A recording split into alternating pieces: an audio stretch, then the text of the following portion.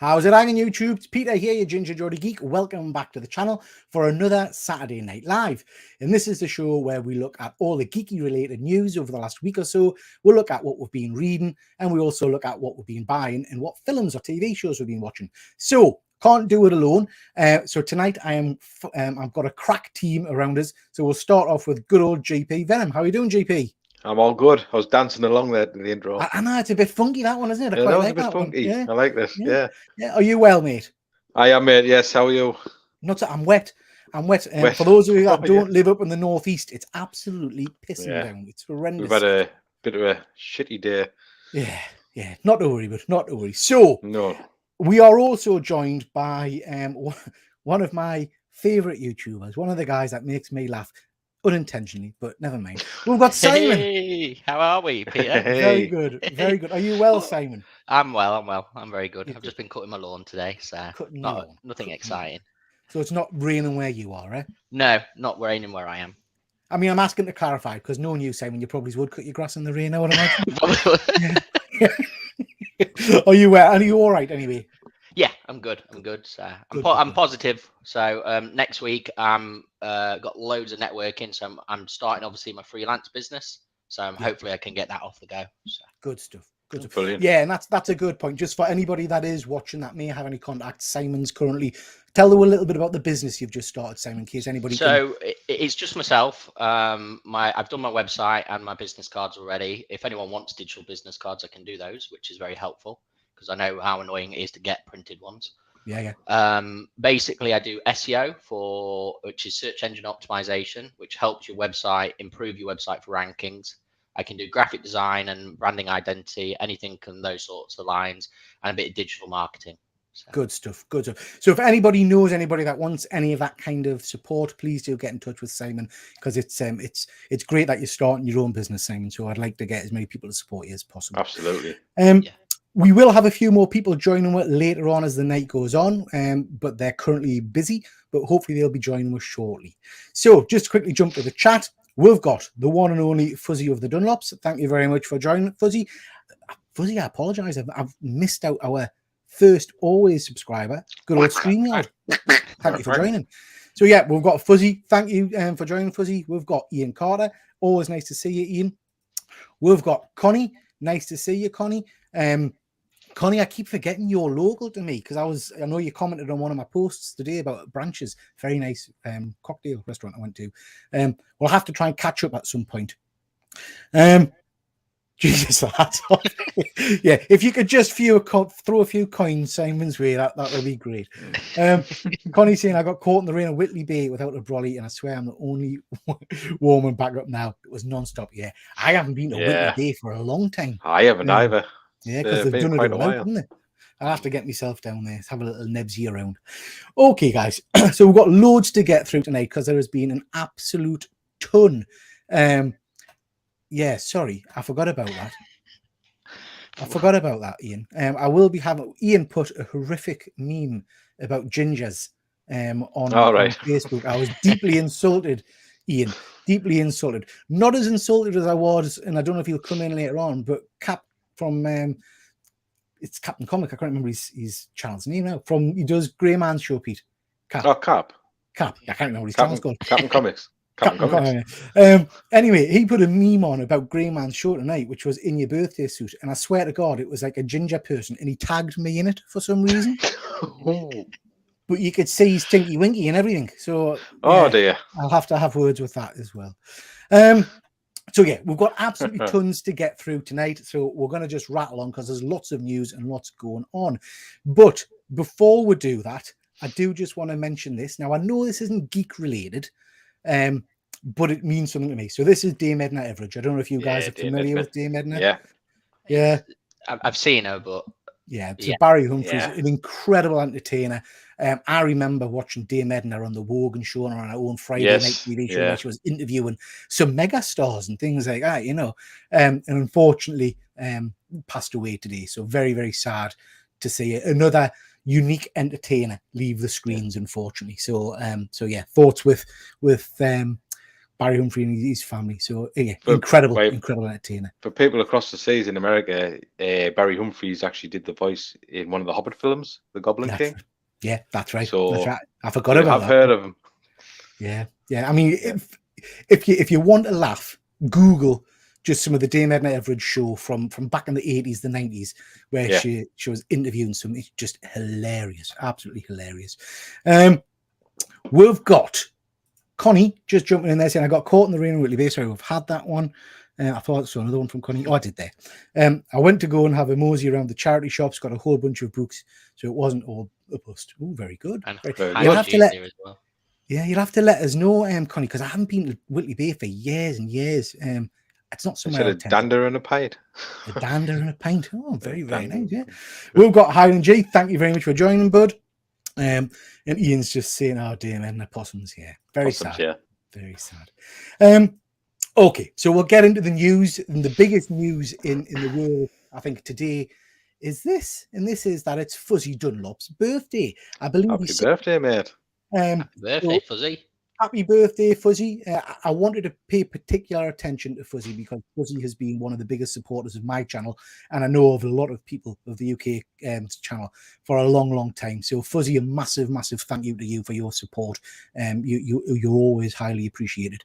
Now, I know it's controversial, but I got one of those AI generation art thingy-majiggies that's all the rage. And I put in all that sounds wrong. I put in all the stuff about Fuzzy I could remember or I knew. And this is what it came out with, which I thought was quite So what prompt was that?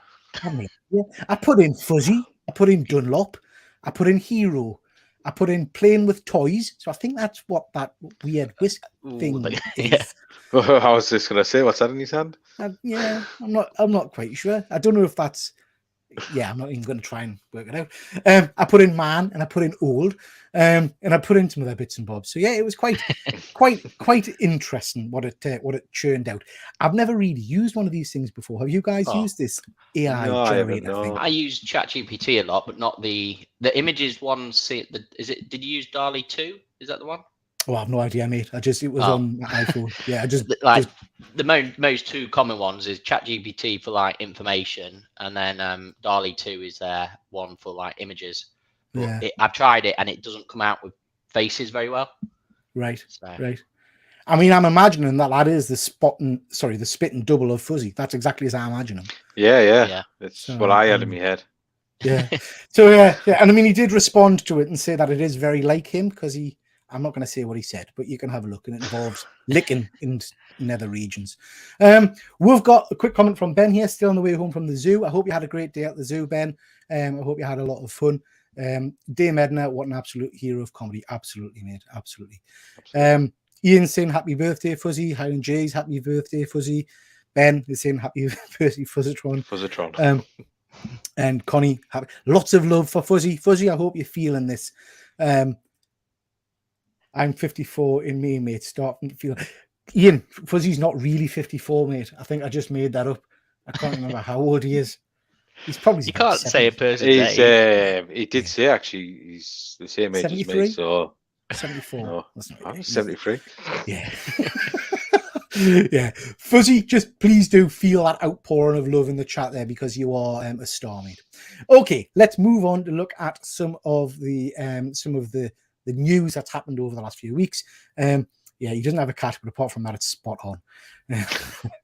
Absolutely. So, a few things to mention. James T was going to be on, but unfortunately, he's not very well. So I kind of popped this in for him that there's been a new Quidditch game announced by Warner Brothers. This interested you guys? Anybody into this? I'm just wondering if that's going to be a playable thing in the Hogwarts Legacy game. Right. I'm assuming, unless they're doing it as a separate game, but it could be like downloadable content for that. Part of the content for the actual. Yeah. Have you guys played the Harry Potter game? No, me neither. I mean, I've got it on the PC. Thomas bought it on the PC. And I don't know if I'm that interested. I have to be honest. Harry Potter's canny to watch movies, but I don't know if I want to play a game about it. No, they use the same. Those sort of games have gone off lately, so I just don't really have time to play them. So I'll probably just wait till it comes down in price and give it a bash. Yeah. Just because it's an open world game, and I like them sort of games. So yeah, Yeah, where you they can are just good. kind of wander Yeah. around a bit, I guess. waste a few hours on. Yeah.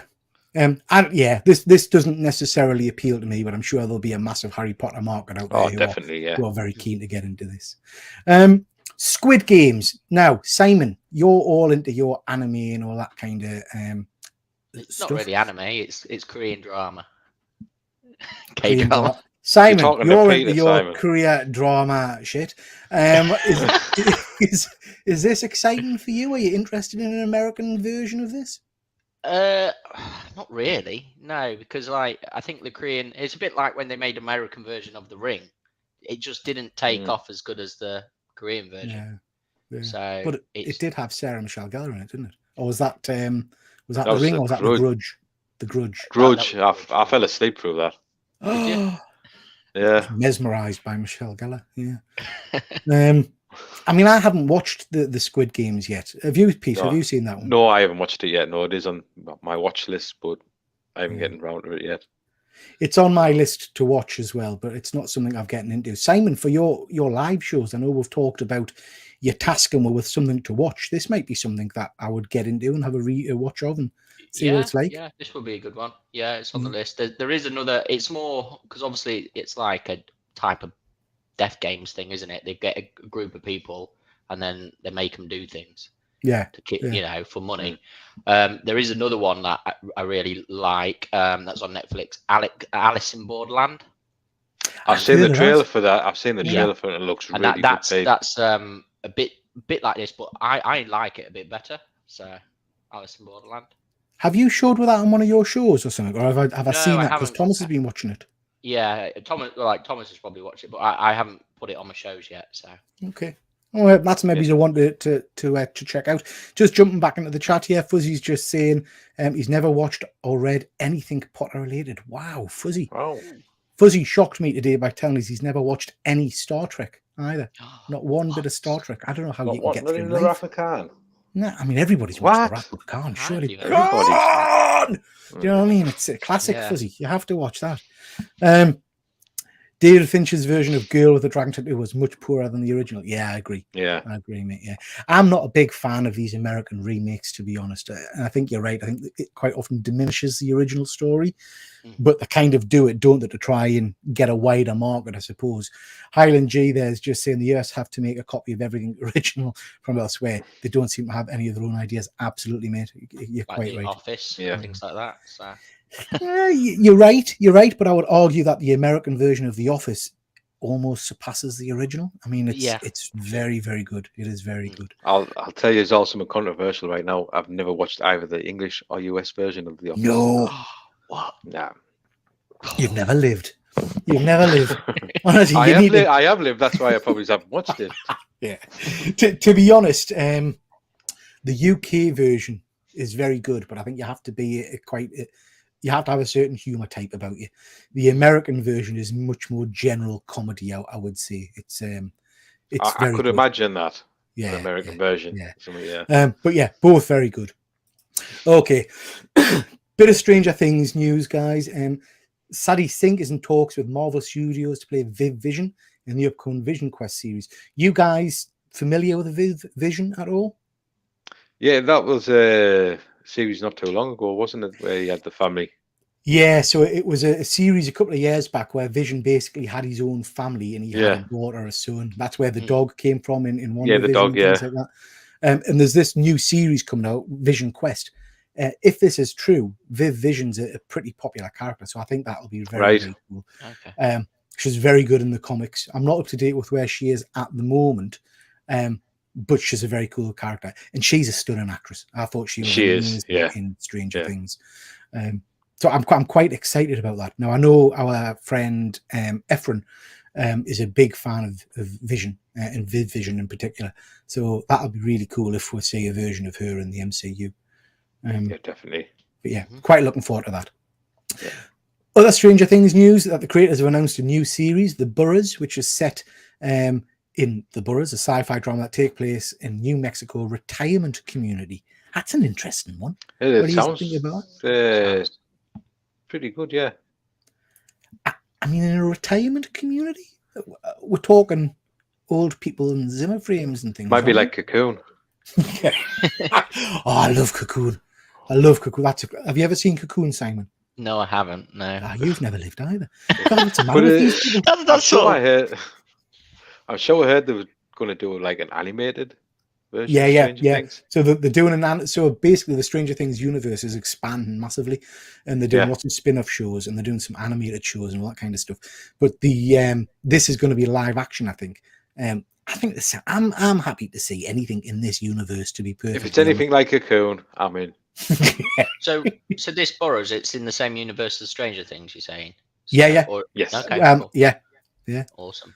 And are we do we know if it's going to be before the last season or? Well, no, nothing yet, Simon. Literally, that's all that's been announced. But yeah, sounds very cool. Just going to quickly jump into the chat again. Highland G, I'll be controversial and say I prefer the UK version. Slapstick US version of The Office doesn't appeal to me. Yeah, I mean, you're bang on. That's what I meant. Highland G, the UK version is much more UK humor, subtle kind of stuff. I think cringy kind of humor, a bit like Faulty Towers. Not as slapstick as Faulty Towers, but you're kind of cringing for the main character, if that makes sense. Whereas the US version is very American comic, but entertaining all the same. All kind of shows that they remade were much poorer than the OGs too. The Bridge, The Killing. Yeah, no, you're right. You're right, Fuzzy. I watched the first few episodes of The Bridge. Correct us if I'm wrong in the comments, Fuzzy. And this is going to sound terrible, but it was an awful lot of that one in subtitles because I think I couldn't cope with the amount of fast reading I was having to do on screen. So I think I had you watch telly to watch the telly, not to read. Well, exactly. Hey, that's why I don't watch any. Anyone tells me to watch. Oh, that's it. Watch put on the English dub. Yeah.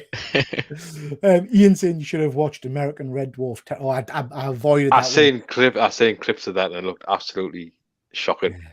Red Dwarf, particularly the earlier series, is one of my all-time favorites. So definitely. I couldn't really watch the American version. In fact, I think I avoided it altogether. I just didn't watch it at all. Set in Sweden and Denmark. So yes, I thought it was, mate. Okay, moving on from Stranger Things news, let's have a little look at some Marvel news. So last time we talked a little bit about Jonathan Majors and about what was kind of happening there, and we hope that things would pan out. Since that show, it's been announced that his talent agency has dropped him after the domestic abuse allegations. I mean, that in itself is interesting because he's not been formally kind of convicted of anything like that. They've preemptively dropped him. I think Marvel's dropping him as well.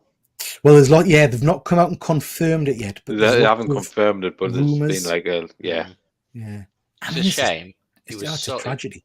It's a tragedy, really. For him. When someone's career is that up, and and then to get it happens, wasn't he? And for the MCU, it'll be really interesting because if Marvel do decide that they've got to walk away altogether from him, what they actually do with the next season of Loki will be interesting because he features prominently in that. So will they just allow that to be aired, or will they have to pull it from there? I mean, that's really interesting. Fuzzy's just saying I hadn't seen this, that the US Army and basketball team have pulled him from all their adverts as well. You don't kind of do that, do you? If there's not some fire there, do you know what I mean? And Fuzzy's saying it's not a shame if he's guilty. Absolutely, Fuzzy, I agree. Absolutely, It's a shame in the sense that in the absolute travesty that was Quantumania, he was the only decent thing in it for me. He was the only decent actor in it. That sounds awful to say, but that film was shocking. True.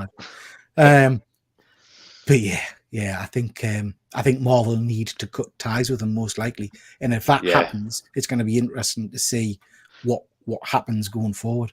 But here's the thing: have they finished filming Loki yet? I'm not sure if it's altogether finished or if it's because it's due out in the next couple of months, I think, isn't it? August, is it? August or September, and certainly there was the teasers and all the rest of it, because there was a teaser at the end of Ant-Man, wasn't there? For it. Yeah, silly man. Other news, Adam Driver is reportedly now in final talks to play the Fantastic Four's Reed Richards in the MCU. I find this quite interesting. I mean, Adam Driver, I don't think, I do think, sorry, he's a pretty good actor. I liked him in Star Wars. I liked him in, I watched that dinosaur movie with him in recently. I can't remember what was that. I haven't watched that yet, no. 65. It's a shit movie. It's a shit movie. But he's not bad in it. 65. What do you think about this, Simon? What do you think about him being Reed Richards? I don't know why they can't play. What's his name? Who already played it? John Krasinski. Yeah, John Krasinski. Yeah. Why would you not just use him? He's perfect for it, to me. Yeah, we've already seen him like that, unless he's too busy. Because I know he directs as well, doesn't he, John Krasinski? Yeah. So maybe he's too busy in that way. So that's why they've decided to do this.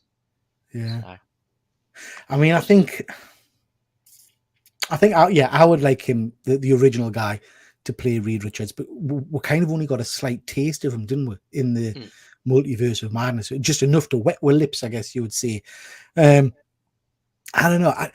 I see Reed Richards as a very nerdy kind of Stokel kind of guy. He's got that Family Guy side to him as well, but I'm not. Yeah. I don't know if Adam Driver. I don't know. I can see Adam Driver playing nerdy. I can see him playing nerdy. Fuzzy's saying in the comments there, no, good actor, but not Reed Richards. Yeah. Let us know in the comments who you think should play Reed Richards, who you think it would be, because you've got to get that balance quite right, I think, to play Reed. Now, I'm going to struggle with the next. Reed Richards, you've got like the grey hair on the side. Not because I've got hair, Simon. How dare you? Now I'm going to struggle with the next slide, so I will ask you guys and the comments to jump in on this one, because this is something that James T sent us, but unfortunately he's not on to explain it. But this is apparently the casting rumors for Invisible Woman. Invisible Woman. I've seen the one about Miley Kunis right over the big picture. Now, Pete, I know I'm supposed to know who Miley Kunis is. Tell us what she's been in. She was in Ted. Right. Okay. She's not a singer, is she? No, she does a lot of voice acting. She does it on Family Guy. Who am I thinking then? She's married to Ashton Kutcher, isn't she? Miley Cyrus. Who's Miley Cyrus? Yes. Yeah. You think of Miley Cyrus? She's that's what I'm thinking of. Wrecking Ball. That's what I'm thinking. Yeah, she's half Russian. Or half Ukrainian, I think, or something like that. So. Okay. Yeah. The one on the top is from Killing Eve. Now I recognize her, and I've not watched Killing Eve, but my daughter loves it. And I don't know who the others are, I'm afraid to say. I've seen. What's that? I don't know. I can't remember. I don't know. Sadly, James sent us the names of these, but I haven't put them on the slides, unfortunately. But not to worry. So lots of interesting casting rumors for Sue Storm. Connie's just saying there that she loves Adam Driver, but not for Reed. That seems to be the consensus in the chat. Connie, Miley Kunis plays Megan Family Guy. All right. Okay. Yeah. Okay. Let's have a look. Miley Kunis. Yeah. Oh, I did a snort there. That 70s show. I've never watched that either. Never watched that 70s show. So some interesting casting rumors there, but I think at the moment these are all just kind of rumors, so I don't think anybody's been narrowed down yet. But that'll be interesting. It is interesting that they're starting to narrow down people, I think, for all of these roles. Yeah. It'd be interesting to see who they go for the thing. I think that blonde one, the one at the bottom, I think she's out of Fast and Furious, isn't she? You say that should exclude anybody. Fast and Furious. Definitely. Well, the new one. I mean, the new one. So. There was a lot of rumour about Seth Rogen doing the thing. Oh, I knew you were going to. Your face was going to twist there. But his voice, I don't think I could cope with that. Is the thing. The thing needs to be gruff and kind of not that laugh. No. Michael Chisnick. Yeah, I thought he was really good in it. I thought he was as well. Yeah. No. Okie dokie. Bit more Marvel news. So Deadpool 3's Wolverine is something completely new, says Ryan Reynolds. That's interesting. What do you think of that? I'll come to you first, Pete. What do you think we're going to get in the new Deadpool movie? I don't know, but I trust in Ryan Reynolds and the way he takes the character. Yeah. So it's going to be like a buddy cop movie, isn't it, really? I would imagine so. And there's been loads of hints today as well that I think Ryan Reynolds has come out and said X will never die. And people have taken that to mean that X-Force are coming back from the last Right. movie, which I would love. I Yeah. do remember him saying, though, that it's going to be in continuity with Logan as well. Yeah, well, so I think, as we've probably talked about previously, I think what we're going to get is him jumping around different timelines and Yeah. things like that, encountering different versions of Wolverine. Simon, what do you think? I think it's going to be like Ryan Reynolds. I've not seen him do anything really, like, apart from when he's not had control with Green Lantern and things like that. When he has control of things, and as I say, I've not seen him do anything bad. Yeah. You know, he's done really well with all sorts, really. So he's even doing well with Wrexham Football Club and things like that. Yeah.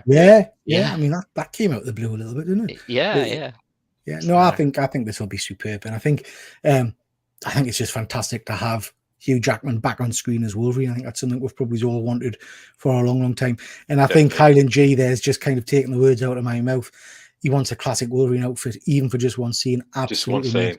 Absolutely. I think Ryan Reynolds would deliver on that. Absolutely. I think if Ryan Reynolds has got creative control over this movie, Ryan's very good. I say Ryan because we know each other, you know what I mean? With me. Yeah, all right. I think Ryan knows what the fans want. Yeah. He knew exactly what we kind of wanted with Deadpool, that kind of level of humor and stuff. Yes. So if this really is going to be Hugh Jackman's final, I know he said that last time, but final ever portrayal, we'll kind of get through a movie without even just a quick glimpse at that traditional original costume. I think I watched This Way to Wrexham when he bought the football club, and he went on Twitter and actually listened to the fans. That's what he does. He engages with them, listens to them. So if he's done any of that for this film, I think he's going to hit it. Well, he's a fan himself, isn't he? So, you know. Yeah. I mean, we probably won't get it for the entire movie, but I'm sure we're going to get some version. Oh, yeah, I'm really excited for this. I think this is going to be phenomenal. And I think the banter between Ryan Reynolds and Hugh Jackman will spill onto the screen, if you know what I mean, that good-natured kind of fun they have. So, yeah, I think they'll eat up the screen time together. I think they'll be amazing. I just wanted to mention this. We've had the Marvel's TV show, the Marvel's movie trailer now. Now, I'm a massive fan of Miss Marvel. I hate this new costume. I think this is an occasion where they've actually taken the costume and made it worse for me. I think I like the original costume. Yeah. I don't know. I mean, I'd be interested to know what the original. Yeah, I'd be interested to know what people think in the chat if you prefer this new look costume or not. I kind of just wish they'd stuck with the original TV version, to be honest. But yeah, I love this TV series. I'm looking forward to the movie. The trailer didn't necessarily blow us away, but I do think it's going to be a fun jaunt to me. Fuzzy's just saying that it's been put back anyway since so he had a nasty cancer scare, didn't he? Hugh Jackman. Years ago. I don't. Oh yes, yeah. I don't know how far it's been put back, but yeah, it's a shame. But you know, as we always say, I'm happy to wait a bit longer if we get the performances we're wanting, the actors we're wanting it. Definitely. And he's made a full recovery from what I understand. So yeah, that's very cool. Highland G looks like a US Olympic team outfit or something. Not a fan. Yeah, you're right. You're right, mate. Yeah, I think it just doesn't do it for me. Agree, they've gone backwards, and I love Miss Marvel. Yeah, me as well. Fuzzy. To me, this feels very much like, do you know when we got the Captain America, the First Avenger, and then we jumped to Avengers, and you got that kind of spandexy costume on Cap, which just. I get what they were going for with a comic version, but it just didn't work. This feels a bit the same. I don't know. See, I remember when the first Captain America film came out, and a lot of people complained about that costume. Yeah. They said it looked too chunky, and it wasn't. I loved it. People are going to twist. Absolutely. Which is exactly what I'm doing now about this costume. It just doesn't look anything, does it? It looks like a bit like a Star Trek outfit to me. How dare you? How dare you? What's the matter with that? But no, you're right, Simon. I think the gold and everything stands out much better on the first. Anyway, interesting stuff. Jumping on. Again, one for James, really. PlayStation are planning more exclusive Marvel games, including... Yeah, I'm not happy about that. Are you I'm not? not happy about. Oh, Pete's kicking He's off. got Why are you not Xbox. happy about that? Yeah, because I've got an Xbox. I don't really want to pull out the money for a PlayStation just to play Yeah. the Marvel games. Yeah, I'm the same, bud. I'm the same. I've got an Xbox Yeah. rather than a PlayStation. It irritates me, this whole Yeah. bloody Screw you, exclusive. James. Yeah, screw you. Screw you, Keegan. PlayStation. Are you excited about a Punisher game? I will be if I could play it. Yeah. Because I enjoyed the original one that was on the Xbox when it originally first came out. Me and James talked about it on the stream before. Yeah. If it's anything like that, I'm definitely down for that. I mean, it's got to be, surely. It's got to be. Yeah, it's got to be graphic. ultra violent. Has to I've be. still got to play Marvel's Midnight Suns. I've got it on my Steam account, but I've still haven't played it yet. So I've been playing that, Simon. I've played I don't know, I've played a fair bit of it. It's actually quite good fun. I know you like your card-based games, don't you? Yeah. It's that kind of mechanism. I'll be honest with you, because I am very old and I get bored easily. I started cutting and skipping all the kind of side quests and cutscenes and things like that, because it was starting to drain my life a little bit. But yeah, it's not bad. It's not bad. I'll give it a go. Yeah. Connie is saying she's never played a Marvel game either. Ever. Wow. Never lived, Connie. Just don't play the new Avengers game. It's absolutely terrible. Yeah. No, keep away from that. Marvel updates telling me that Secret Warriors are going to appear in Armor Wars. Now, I find this quite exciting. Are you guys familiar with the Secret Warriors? No. Is it Quake that was in? Yeah. She was apparently due to come back to the MCU. Absolutely. So the Secret Avengers was set up after Secret Invasion, or around the time of Secret Invasion, and it's a team by Nick Fury. It's got Quake in, as you said. There's some really interesting characters. So there's I can't remember all the names, but there's Phobos, I think he's called, who's the son of Ares, the god of war, whose power is fear. There's the son of Absorbing Man, I think he's in it, or someone like Absorbing Man. All right, cool. Yeah. Is Quake an Inhuman? I thought she's an Inhuman. She was in the TV show, yeah. The guy with the flaming chain is the grandson of the original Ghost Rider, the guy in the horse. Okay. Yes, yeah. So yeah, there's some really interesting characters. But like you said, Pete, it's been confirmed that Daisy Johnson and Eleanor Rodriguez will appear in Armor Wars. Both will be part of the Secret Warriors. So I'm really pleased. I loved Agents of S.H.I.E.L.D. Who did she play in Agents of S.H.I.E.L.D.? I can't remember. She played Quake, didn't she? No, not her. Not Daisy Johnson. The other one played... Yo-Yo. Yo-Yo, yeah. Yeah, that's right, yeah. Did she get her legs chopped off? I think she got her legs chopped off at one point. I think so, yeah. It's been a while since I watched it. Or an arm chopped off or something. I can't remember. Something got chopped off. But yeah, I'm really excited about this, because I did enjoy Agents of S.H.I.E.L.D. It had some ropey episodes.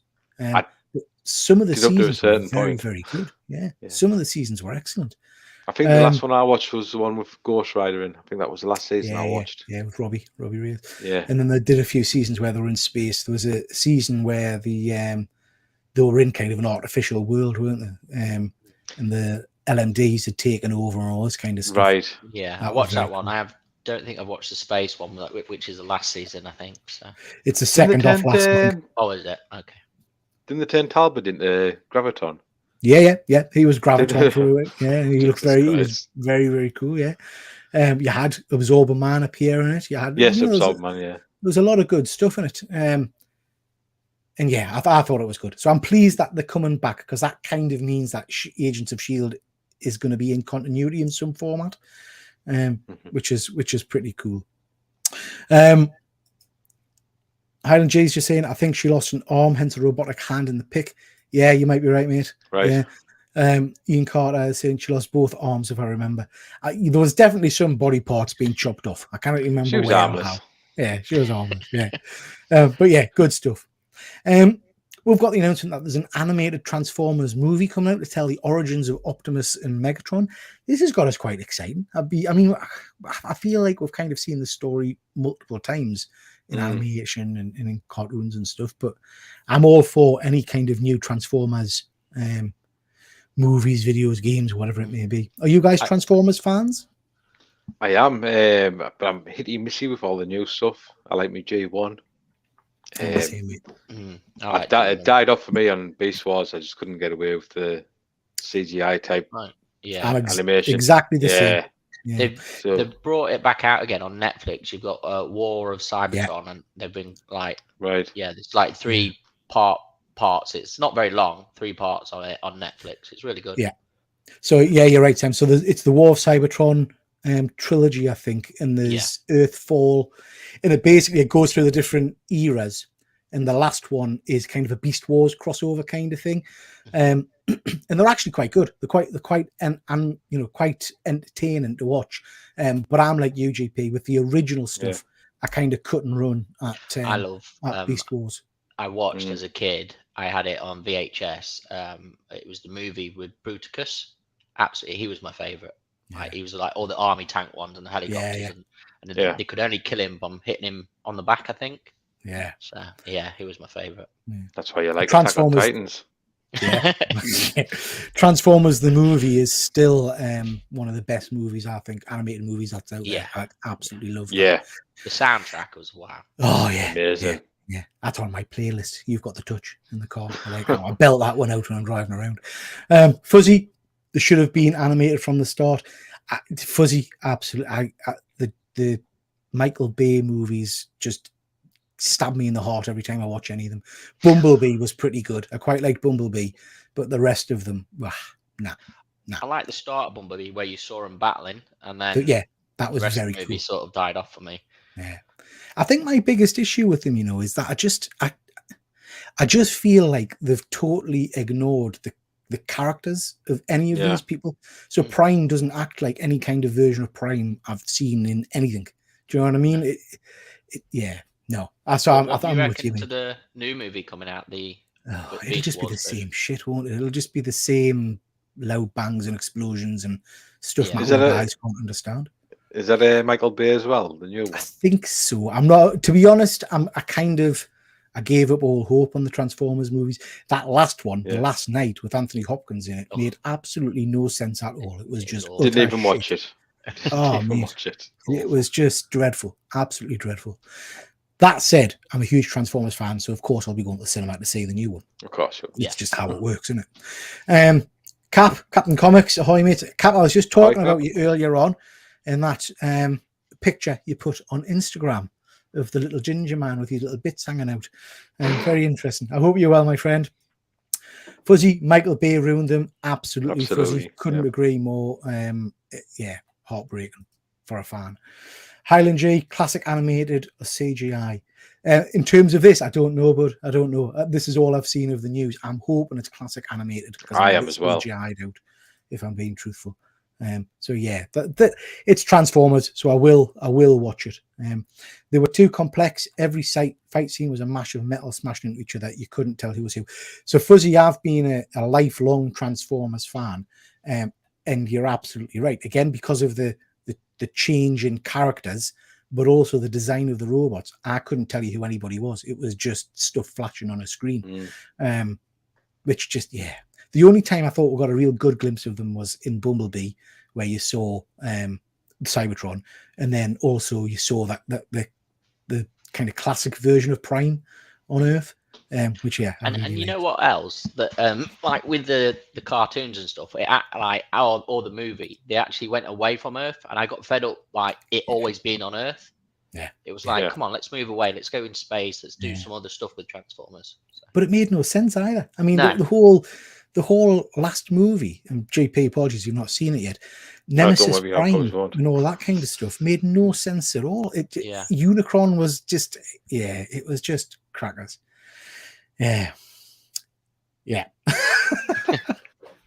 can believe that, Cap.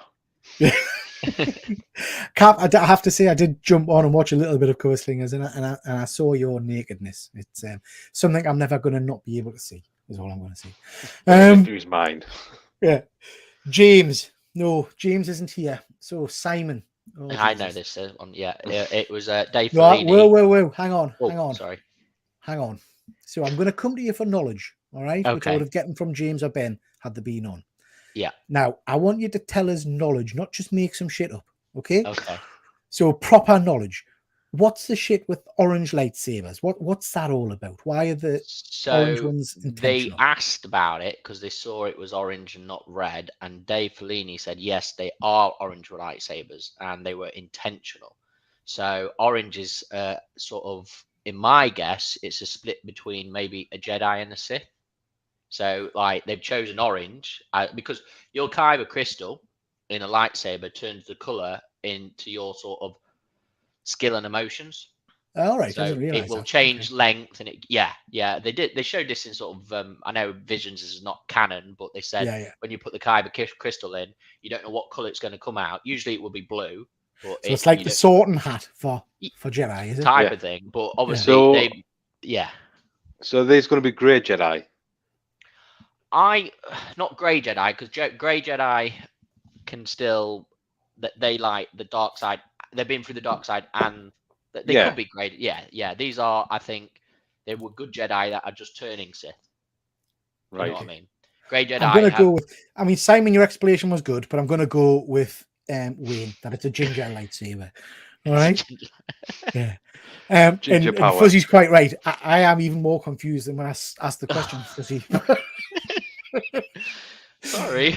No. So the kyber crystal changes to the depend on the person. Yes. Why are they Yes. all green then? Hmm? So green's good, red's bad, orange is somewhere in the middle. Is that what we're thinking? It's to your emotions because obviously, if you're a Sith, your emotions are like to the dark side, aren't they? So they Right. show more like. But then like the yellow lightsabers are for sort of like the guys in the temple in the Okay. Jedi temple who are more like so you like, and obviously to be fair at the start there was only going to be red and blue and green and Yeah. then obviously Samuel Jackson brought in I purple was and then just going they to say, what about Yeah. Mace Windu? Yeah. He yeah wanted purple, he's in didn't purple because he chose purple and he went Because yeah you he's can have a Samuel purple fucking lightsaber. Jackson. That's Yeah. why. he? Yeah. He said he wanted. Didn't he say he wanted purple so that his grandkids and stuff could see who he was in amongst the battle scenes and things because he stood out. Yeah. Okay. So I'm not sure we've. Yeah. Okay. We'll see what happens in the But movie. yeah, Um, to me, I think they were Jedi that have turned bad and are turning Sith. So Okay.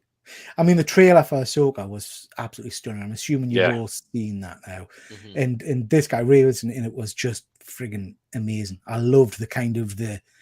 I we love the saw scene him. where he's just walking and he's just so Mm. no, almost emotionless, knocking people Yeah. around. I just Yeah. I think I it looks mean, stunning. we saw him. I saw him on the main stage area at Star Wars You met him, Celebrations. Simon, didn't you? You met him. Yeah. Yeah. Did you meet him, Simon? I met him. Yeah, he was a lovely guy. He had a cup of tea with Simon. It was nice.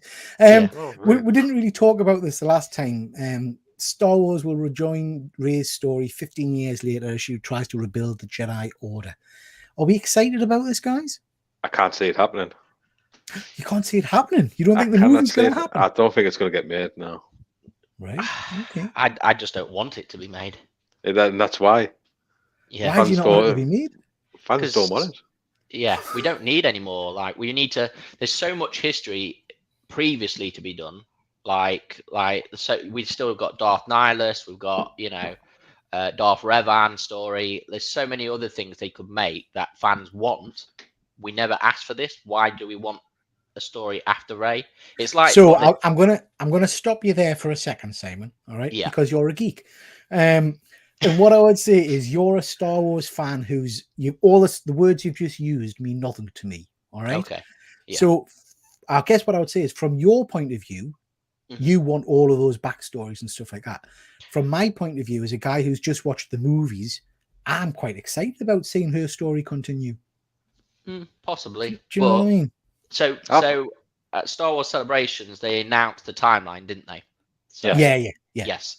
So obviously we are getting some of the older versions, which is the Acolyte, and some of the other ones, which are sort of tying near the sort of gaming era, the High Republic era, where the Right. comics are and everything like that.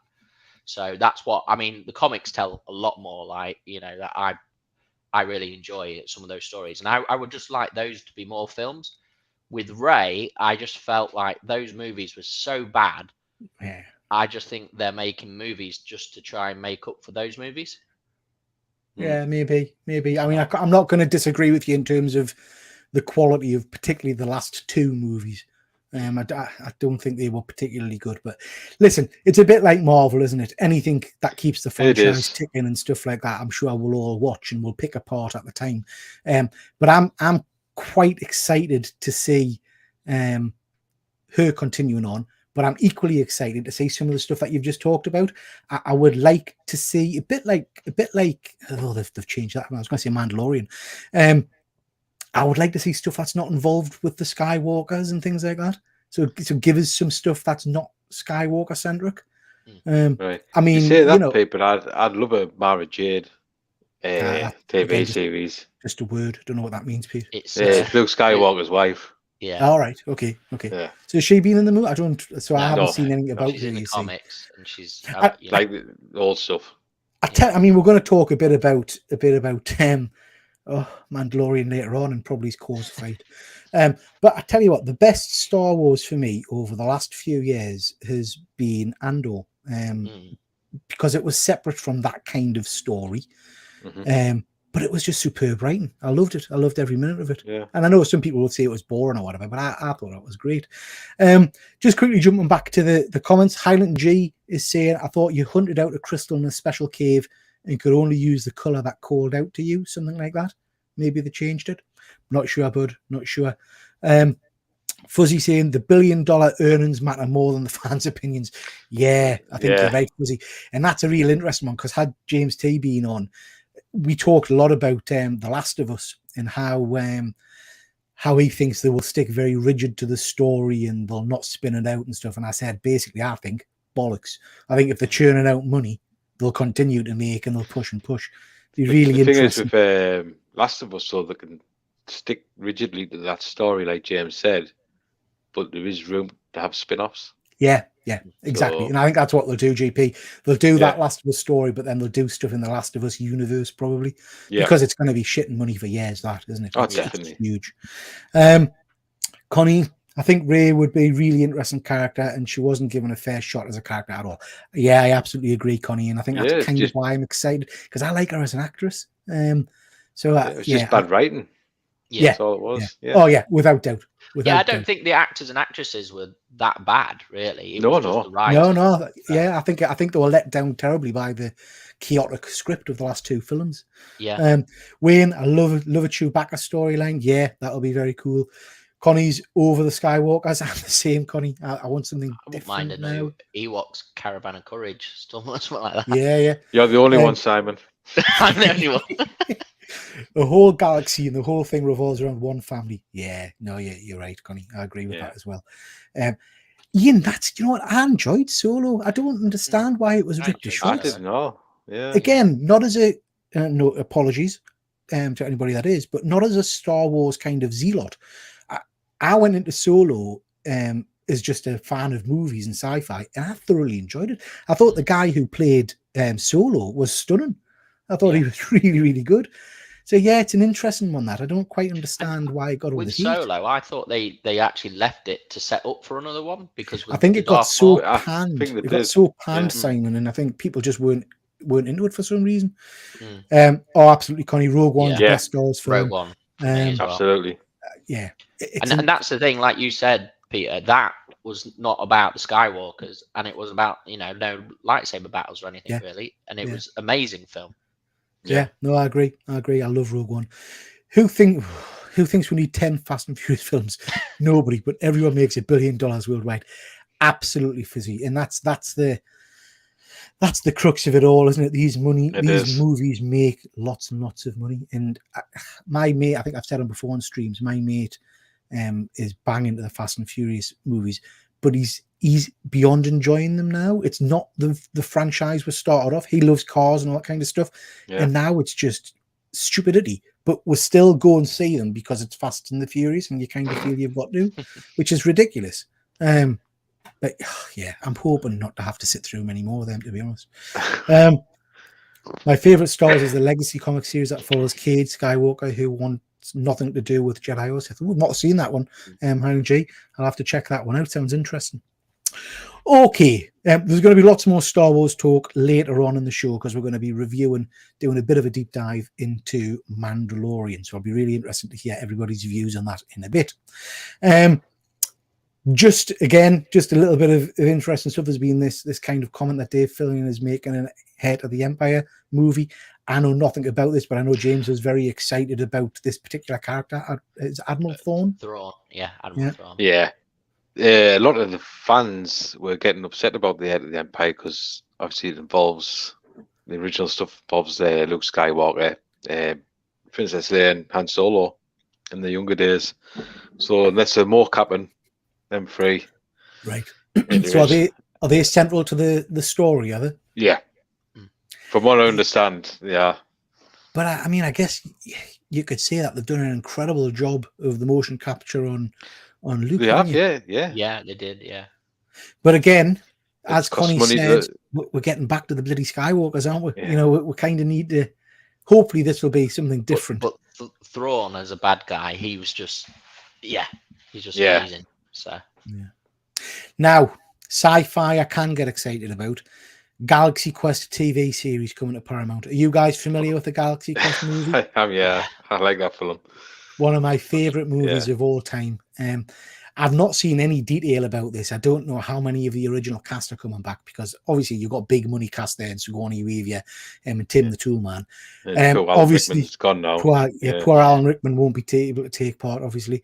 I'm pretty excited about this. I loved this movie. This was one of my favorite movies. But yeah, are you guys excited to see it, or are you a bit cautious about it? Well, the thing is, you've got the Orville out now, which is basically just a bit like this. So you're getting pretty much two of the same things. And I like the film as the film. Yeah. But it's interesting to see. I'd still watch it. So. Well, it'll be interesting to see what take they go down. Are they going to make Galaxy Quest as in the TV show? Do you know what I mean? Just go for a straight TV show.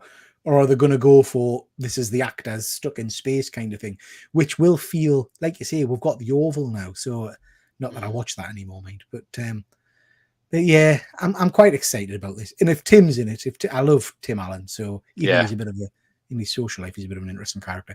But I will watch this. I'll give it a shot because I do like Galaxy Quest, one of my favorite movies. Mortal Kombat 2 begin filming in June. Are you excited about that? Yeah, brilliant. I enjoyed that last movie, actually. Yeah, I thought the last movie was cracking. I thought it was really good fun. So yeah, I'm quite looking forward to that. I haven't seen any casting and whatnot for it, but hopefully that'll be as good as the first one. And GP, I'm sure you will be really excited to know there's going to be a Twilight TV series. I'd rather shoot myself in the foot. Really? That surprises us. You strike us. Claire will like it.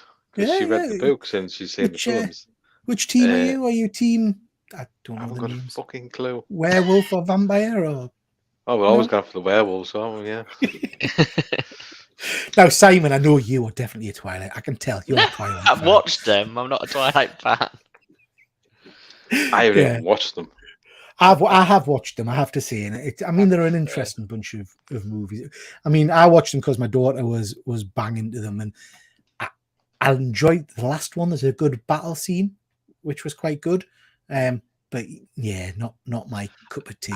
They weren't my cup of tea. There's better vampire series out there, like which I can't remember what it's called, like the Elders or something like that. I can't remember. There's all kinds of better vampires and vampires. You know me, Pete. I don't like me mushy stuff. So we don't want any mushy stuff with vampires. No mushy stuff.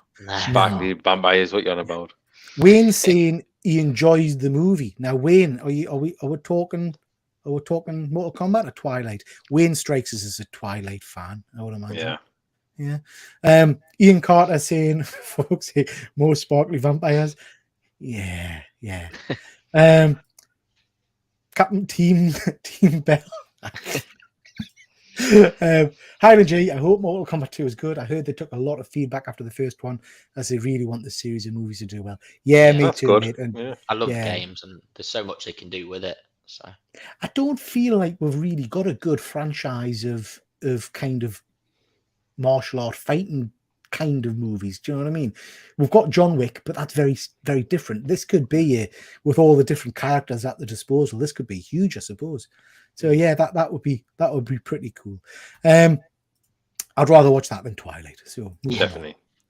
This caught me by surprise, guys. I wasn't even aware that this was happening. But I went to the cinema the other day, and there's a poster out for Hunger Games: Songbirds and Snakes coming out in November. Did you know there was another Hunger Games movie? No, I thought it ended. I see that. I've seen the first one once. That was it, yeah. I didn't really Yeah. watch the others. It's a bit like that advert. Is it Advergent and Divergent? Those I never. Yeah, really... yeah, Insurgent. Yeah, Right, I've seen yeah. them. Yeah. And Maze Runner. Maze Runner, I've watched Yeah. that through them as well. A bit Yeah. like those. You see, I've got kids who like that kind of stuff because of their age. Yeah. But so I've sat through all of that. Hunger Games, I thought was all right, but I didn't even, like I say, I didn't even know this was on the cards. So I was quite surprised to see the poster and stuff. I've not seen any trailers or anything for it. Connie's saying she thinks it's a prequel. All right, because they ended the Hunger Games in the last ones, didn't they? Yeah, I thought it did. It's about the President Snow. So he was played by Donald Sutherland. This sounds awful. Is he dead? Donald Sutherland. He's not dead yet, is he? No. No. Not that I wonder I'm if he's aware of. gonna. I wonder if he's gonna be it. Battle Royale, Jason Yemen. That's great. So yeah, are you guys wanting more Hunger Games? Would you go and see this? No. Pete, is it soppy stuff, Pete? Is that why you're keeping away from this No, one? was it? The Hunger Games wasn't soppy, was it? I can't remember. I've only seen the first one. That didn't seem soppy. Yeah. There was a little love story, wasn't there? It was just more like a US version of Battle Royale done badly. Battle Royale was amazing.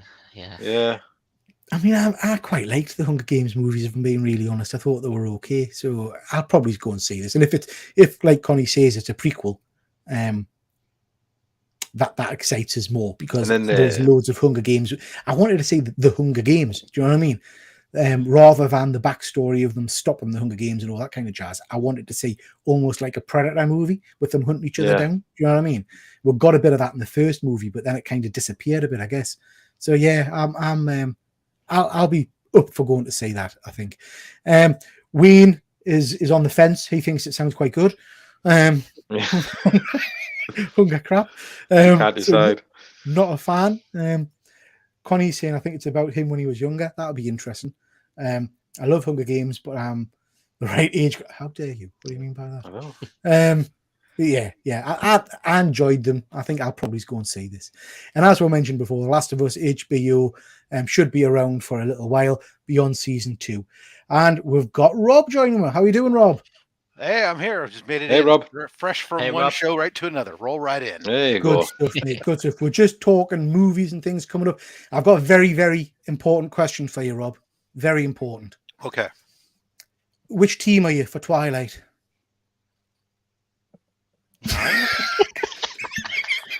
Yeah, that was our response as well. I've honestly never seen it, so I can't. As much as I want to hate it, I shouldn't hate it because that would be prejudice. I haven't watched it, but I have no desire to watch it. It's got sparkly vampires, Rob. Surely that's all you need. Well, I know everybody says that, but let's be honest. Interview with a Vampire was pretty sparkly too. Yeah. That's a class that was film. good. That was a good film. That's a very good film. I haven't watched any of because they've done some TV series, haven't they? Yeah, apparently so. Yeah, I'm not. Yeah, I've not watched them either, to be honest. Yeah. Okay, guys. So that was our news roundup. We're going to talk a little bit about comic books now, and then we'll move on to having a fight about Mandalorian in a little bit. So, a few comics that I've been reading, just to briefly go over, guys. All 8 Eyes. This is issue 1 from Dark Horse. This was a really fun read, which I wasn't really expecting. So this is, the premise is as basic as it comes, really. It starts off with a young lad who's been kicked out of the house for the night, and he comes across a homeless guy in the park beating a giant spider to death with a hammer.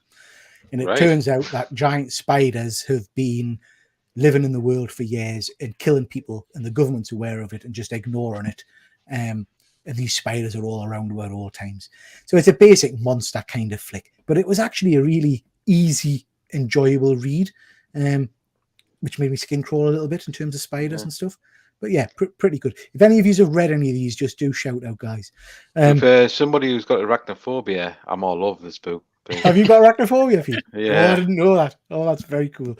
But yeah, it's quite good. And I see the remake in arachnophobia. I see they're going to. Like, how can they remake that? Well, I don't know if it's a remake or a reboot. That's a tremendous movie. I love that one. Yeah. Von Hoot, how are you, sir? Good. Evening, guys. Good stuff. Are you well? Yeah, I'm good, mate. Yeah. Good. So yeah, we're just talking comics, but so yeah, they're going to apparently remake or redo Arachnophobia, which is cool. I love that film. That was a great film. I'm getting itchy already. As a film or as a comic? No, as a film. I enjoyed the film. Right. It might be but they're remaking it as a film. Right. Yeah.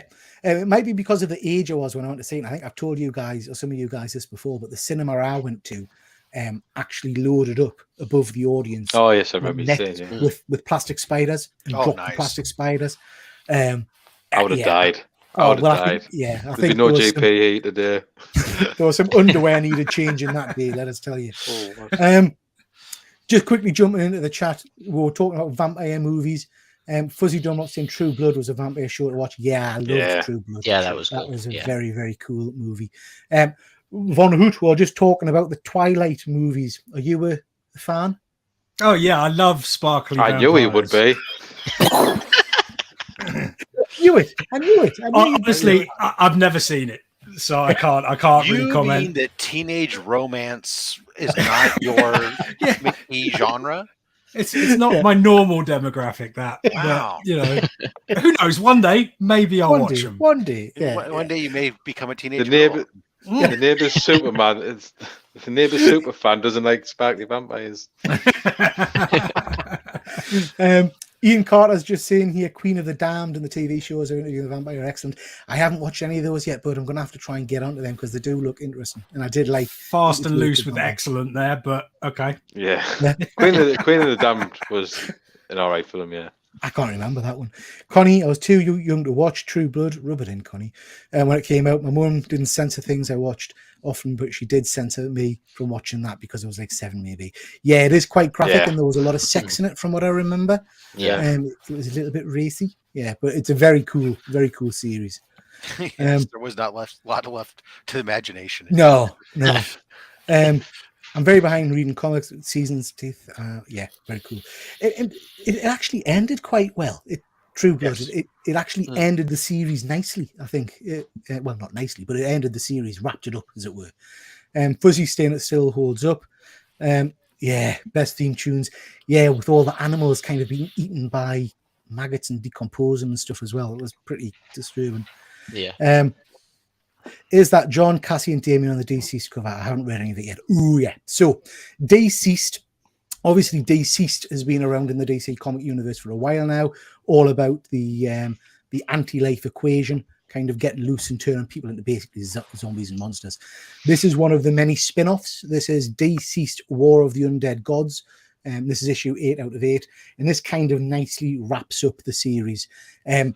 On the cover there, you've got the original Superman, you've got Cassie Wonder Woman, and you've got Damian Wayne as Batman. Any of you guys read any of the Deceased storylines? Not since the original run. They're worth a read. I mean, yeah, I'm not a huge DC fan, but these are Elseworld kind of stories, so you get a lot of blood and guts and stuff in them. This is a particularly good series. I've really enjoyed this, and I know we've just talked about soppy stuff. This actually brought me to tears near the end. There's a very touching kind of finale to the series. Which now I don't want to watch it, Pete. Well, as a grown man, starting to tear up a little bit was a bit weird for us. So yeah, I would recommend, if you haven't read Deceased, any of them, I would recommend picking them up because they are good fun. Just remind me, what was the first, because you've told me twice, I know already, but I still forget. Yeah. With my bet, what is the first one to read for Deceased? What's it called? Deceased. Just Deceased. Yeah. Is Yeah. it the one with the Batman on the front? Yeah. Yeah. So I think I've read War of the Undead Gods up until I'm reading it on the app, so we haven't got to number 8 yet. But I haven't read any of the other Deceased. I just started at War, and you really don't need to. I don't think you could just start off with this, and it's Pete's right. It's really good. I really enjoyed this series. I'm gutted it's ending, really, but so it's nice that it has like a beginning, middle, and end though. So like it is a proper like contained story. Yeah, no, I completely agree, mate. And it's a one I'm sure they'll do in an absolute format or an omnibus or something. I'll pick it up to have the complete story, I think. But yeah, it is very, very cool. I think it's a bit like Marvel Zombies in that if you go back and reread it, probably because they thought the first miniseries was just going to be all they get. They made a lot of big decisions and wiped out a lot of big characters. And then they kind of thought, shit, hang on, we've now made something popular. We better kind of bring people back somehow, which is a little bit disappointing, if that makes sense. But it is worth reading. I thought it was good fun. Hallows Eve, one of the only Spider-Man titles that's actually decent at the moment. Rob, I know you're collecting Spider-Man. Are you on Hallows Eve? I've read the first issue. I like the idea of the character, but I haven't picked up the second issue because I was kind of going, why am I keep picking up all these stupid miniseries? Yeah. I got bigger books to go chase. Yeah. I've not read them yet, but I am a fan of the character. I like it quite a bit. It's a great concept. Yeah. It's very different than some of the other characters we've had in the past. So I like that.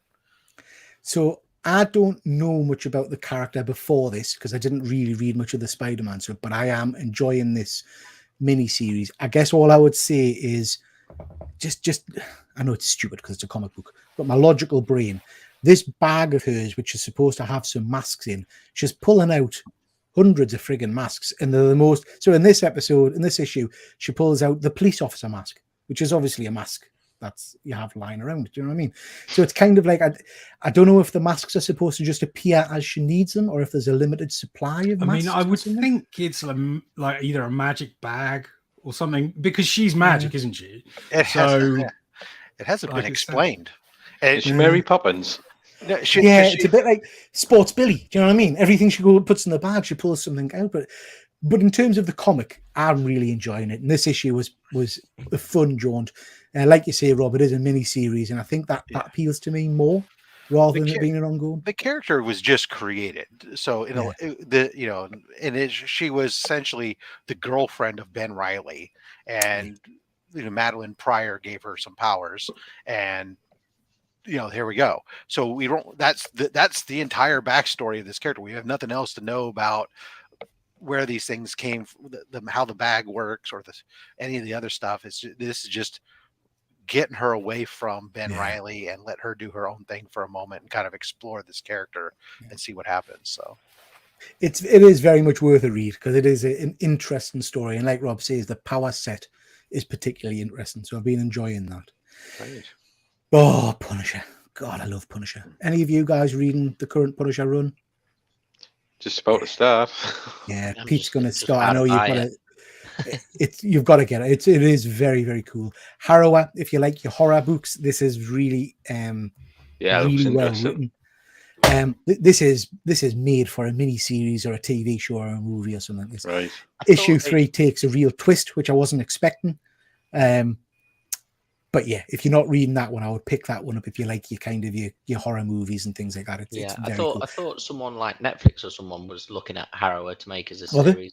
And maybe it wouldn't surprise us, Simon, because it really is written like a mini series or something to go on one of those kind of channels. Mm-hmm. Hellcat. Why the shit am I reading it? I never thought I would read Hellcat. Do you know what I mean?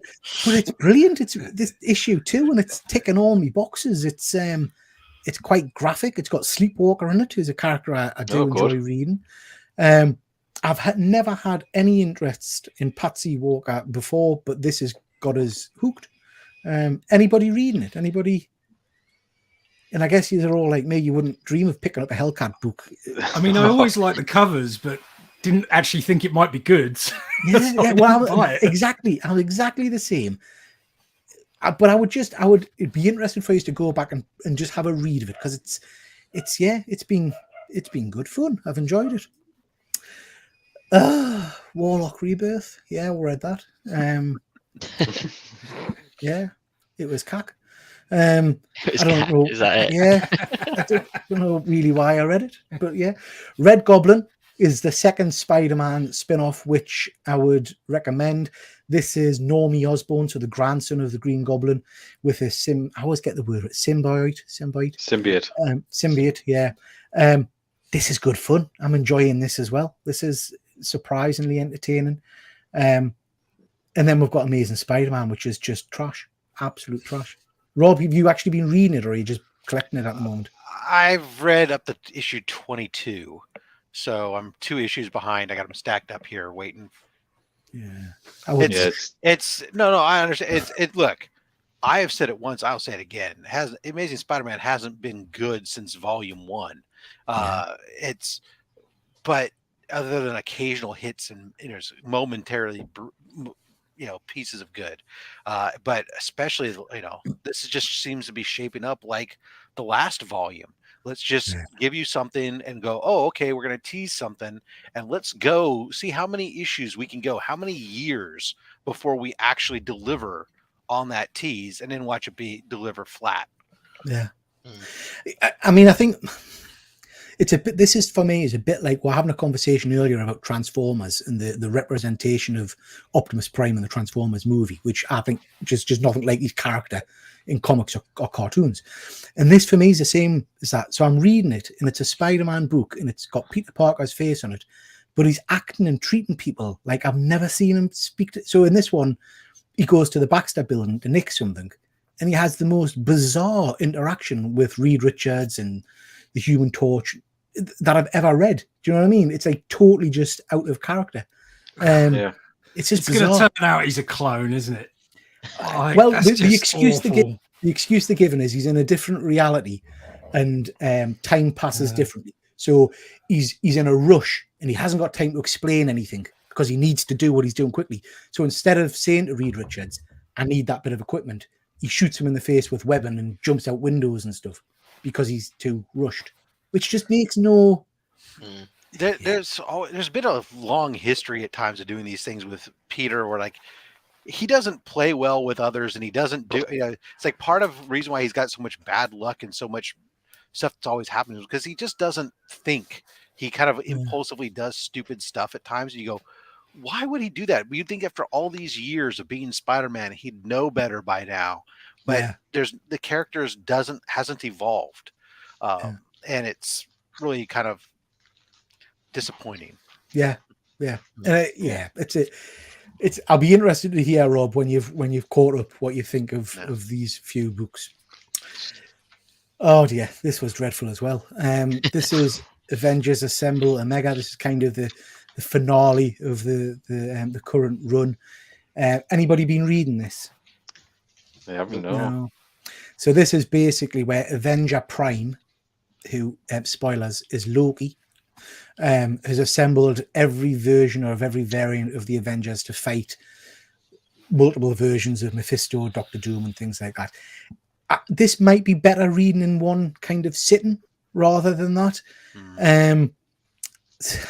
But yeah, it's a hard read. I sometimes worry that Jason Aaron's writing is just too intelligent for me, or too high concept, because I struggle to understand what the hell's going on half the time. Not a 1 hour rush to read, guys, unless you get it in like a trade paperback and you get the complete story, I think. Dr. Von Hoot, you've been reading a bit of Poison Ivy. I have, yeah. I went down this little rabbit hole at work the other night and polished off all 10 issues that are available on the app. And I'm really digging it. It's it never gets to what I would say like great levels, but it's solidly good. And it's got some really surprising what's the word? Body horror. Especially during the beginning of it, there's a lot of really tremendous art and just really horrible stuff, which I loved. So, I mean, if I was going to criticize anything, criticize is the wrong word. It takes place when Harley and Ivy have broken up and they're far apart, and Ivy is writing letters to Harley. And see, I haven't read any of the Harley poisons Ivy stuff where they get together and things like that. The only thing I'd say is, I mean, I'm all for the relationship. That's awesome, but Harley seems like a little bit too sane. like she could just be any woman. Like, if you see what I mean, it's which is a weird thing. Like, because I'm expecting them to be sort of, well, the characters that they are, and it doesn't quite feel like Harley to me. But then again, I haven't read the other stuff, so she might have become more sane in a storyline. I don't know. Like, it's possible. But yeah, I'd recommend it. I think it's a really, really solid little run at the moment. And again, like, the body horror is shocking and awesome to look at. So you know. I'll maybe pick up the first issue. You've got us hooked on body horror. I have to say, a bit like I've even forgotten the bloody name. Hellcat, whatever you call her. Yeah. Poison Ivy's never really a comic I thought I would go to. But well, in the first issue, they'll get you. Like, they'll go, you'll understand exactly what's happening, and because I don't want to spoil it, you'll be like, I'm in. Let's watch this. Like, all right, I'll have to check that one out. Definitely. Mrs. Von Hoot is saying she loves some Poison Ivy. Good old Efren, nice to see you, Efren. Is saying what happens with these comic book characters, and Peter and I have talked about this, is that they're over 60 years old, and it's got to be difficult to come up with new and interesting content. Yeah. But the characters could still develop over time. Yeah. And I think sometimes they try new stuff, don't they? And it just falls absolutely flat. But then I don't know. 60 years of show, you would hope we're going to get some development, some new stuff coming out. Yeah. Fuzzy's asking. Sorry, mate. Fuzzy's asking about the app there. Von Hoot will drop you a line, and Fuzzy let you know. Sorry, Rob, I cut you off. I was going to say, with the Harley Ivy stuff that you guys are talking about, man. So I don't know if have any of you guys been reading or watching and reading the animated, the books that are tied into the animated series and the HBO animated series. Oh, the Kiss Bang. Yeah, well, that's one of them, right? So each episode, each season, in between the seasons of the TV show, there's a limited comic series. So you had the Eat Bang Kill Tour, you had Legion of Bats, you have these different limited series that occur in the gaps between. In that show, I'll tell you, if you guys like some of the stuff, not only with Harley and Ivy and the interplay with them, that they ratcheted up to 11 in that stuff. They've got, it's really been kind of interesting, is like, in the series, they got Ivy is running the Legion of Doom. Meanwhile, Harley's trying to be a hero and running. So they're in this relationship, but one's leading the bad guys and one's trying to be a superhero. And they're these things that keep them between it. And then because it's an adult-oriented book, and it is an adult-oriented book, there is more sex in that book than, 3 to 4 times in an issue. I'll tell you what. Here's a quick plug. If you want some Harley Quinn shorts, go to my channel. Yeah, I have not got on the cartoon yet, but my watch it, please. You need to watch. It's definitely really adult rated. Yeah. It's streaming over universe. It's a different universe from the normal DC, but it is phenomenal. I'm a bit annoyed because it was on Channel 4 Catch Up. Right. The Harley series, and now they've took it off. So. Yeah, I think I had to. Jessica asked us to pay for something a while ago on Amazon or something to get some of the other channels released or something. Yeah, I'll have to check that one out. Simon, was this something you asked? Not even Bones? Yeah, so I haven't been reading much comics lately, but I read obviously webtoons, which are a bit like sort of a cross between anime and comics. So we get a lot of there's an app called Webtoons now, so it's like you can download that and it's free. There's some free ones on there, so it's worth it. I've been reading this, so I'm not finished it yet, but it's this is actually based. They've done the webtoon off a book, so it was written as a book, Not Even Bones, by Rebecca Shafir, I think, or Schaefer. I can't pronounce the name properly. And it's a dark fantasy about this girl who, and it's in a world where they've got magical people and creatures, and basically her mum makes they capture creatures, and she cuts up all these dead creatures and sells the magical body parts at the black market. Oh, nice. And so it's China. No.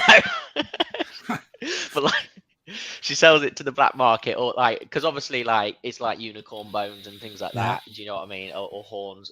Magical body parts has become a big thing in this storyline, and so that's what she does. But then there's a twist, and she gets sort of captured herself because she's magical as her own self. She can heal herself and change stuff within her body, and then it's a really interesting read. So. Yeah, it sounds sounds interesting, that one. But yeah, it was a book as well, not even bones. Yeah. They've done it, but check out the webtoon, because the webtoon app it is really good as well. So they've got all sorts on it. Simon, I don't think I even know what a webtoon is. What's a webtoon? Is this just a cartoon on the web? Is that what you're saying? Yeah. It's comics, cartoon comics on the web.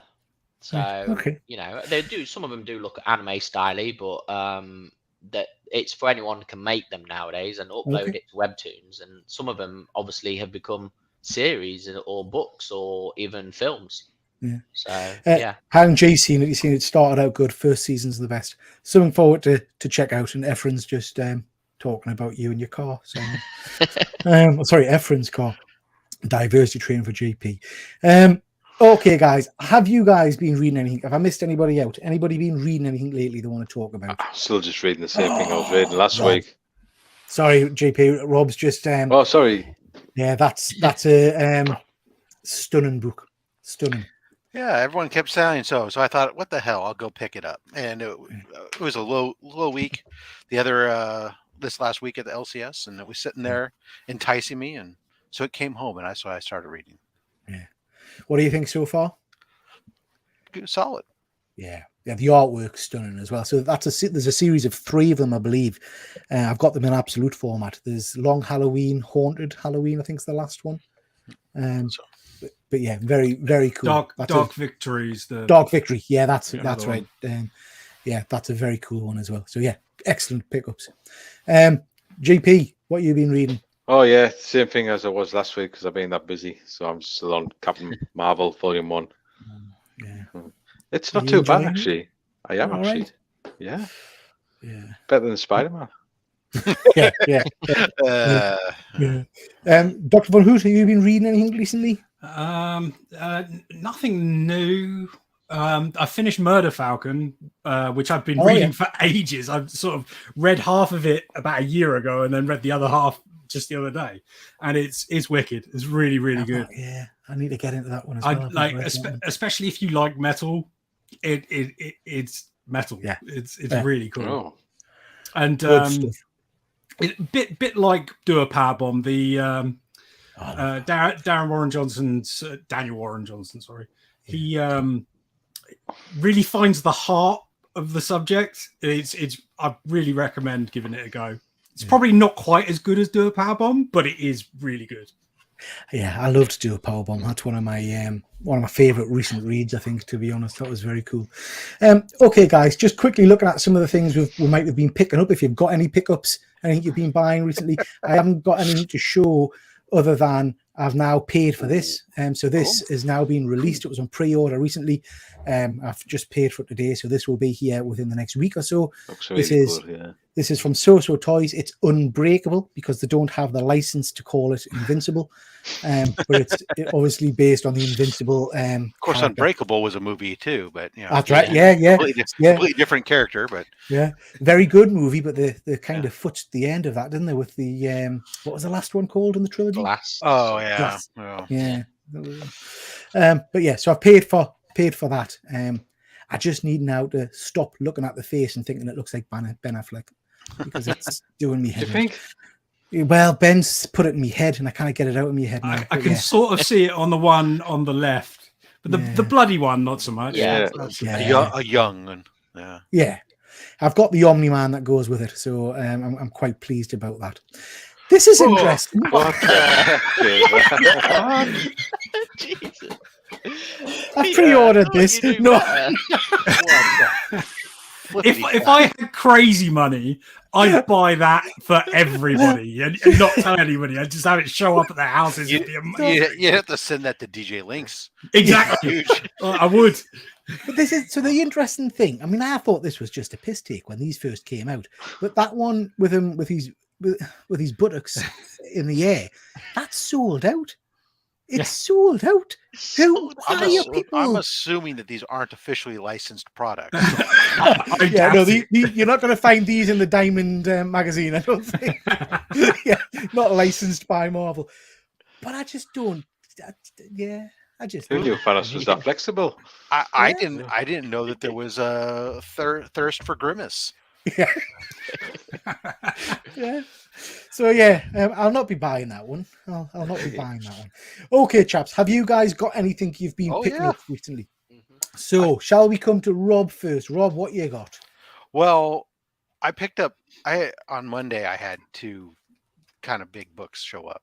So I did have an ASM 13 show up. Nice. That was kind nice. Kind of nice.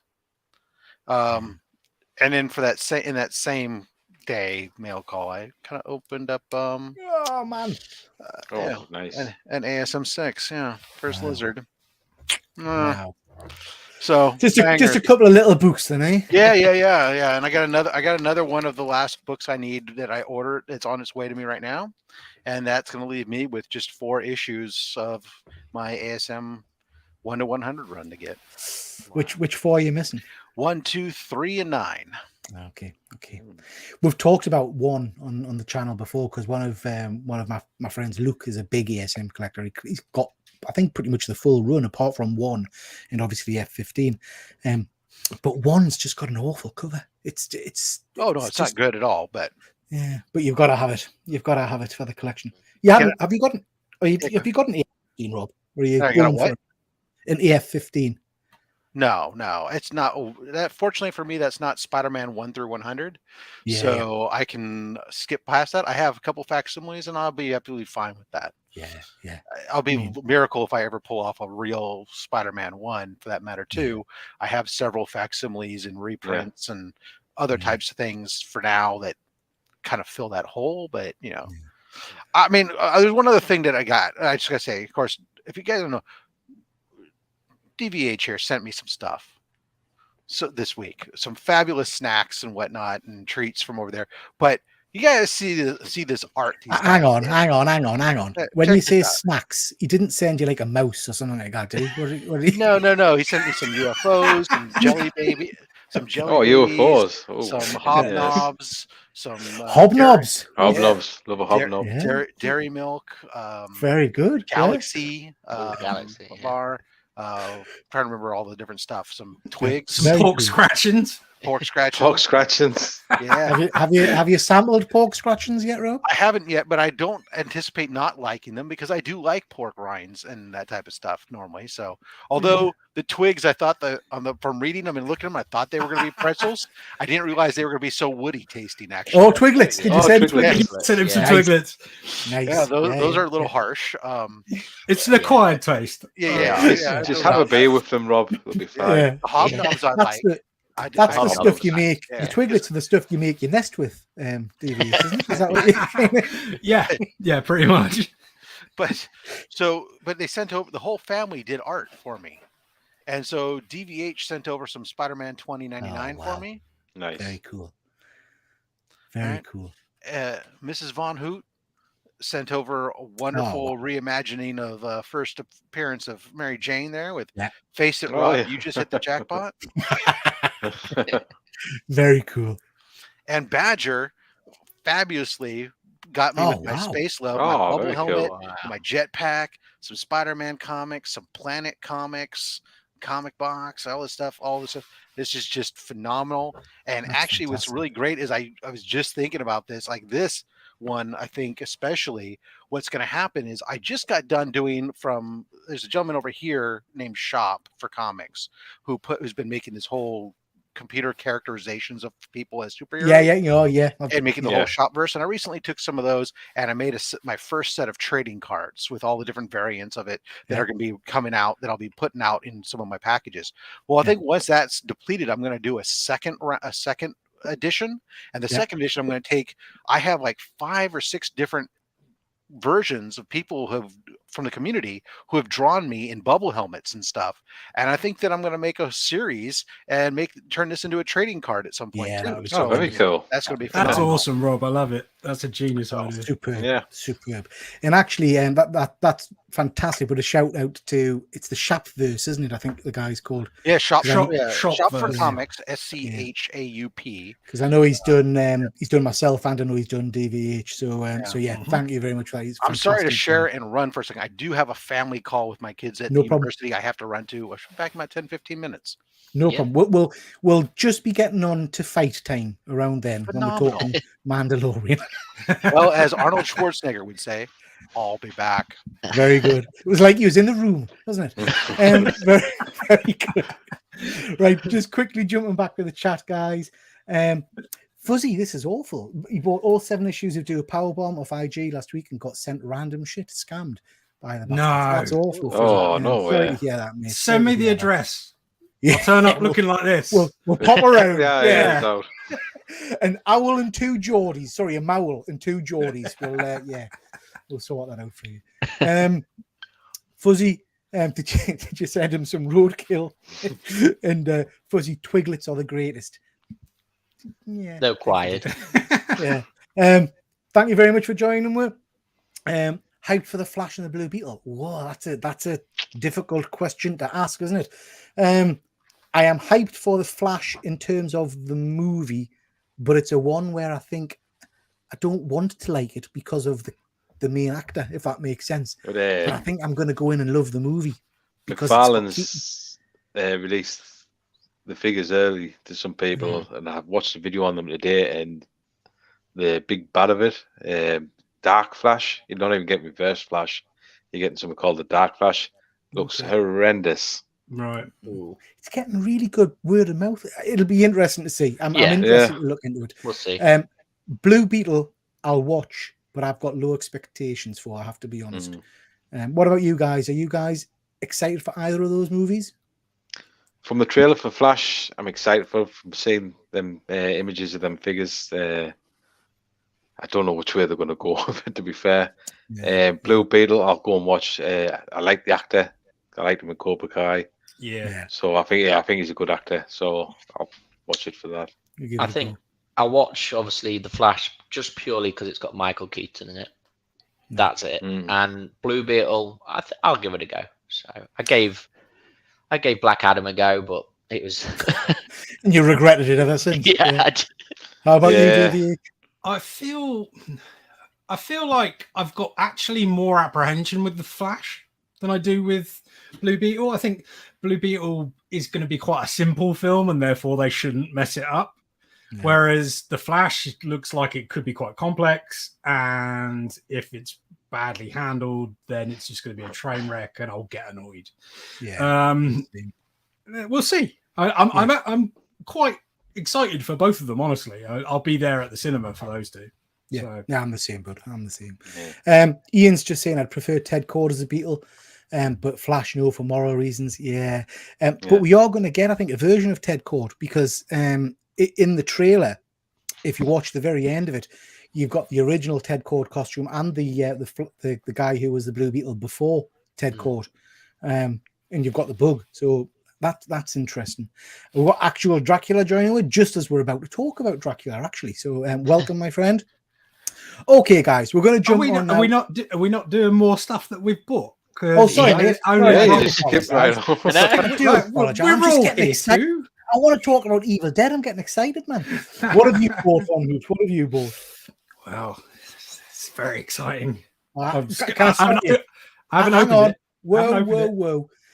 Are you about to show me some kind of Neighbours related shit? He's laughing. Look at that. Oh, my life. Oh, my. Signed photo of Helen Daniels. She died years ago. She did. Like, this is vintage. She's back from the grave to sign your card. Anne Haddy is her real name. And I've wanted... This is like getting Stan's autograph to me. Like, it's amazing. I mean, for anybody that doesn't know what's actually happening at this point in time...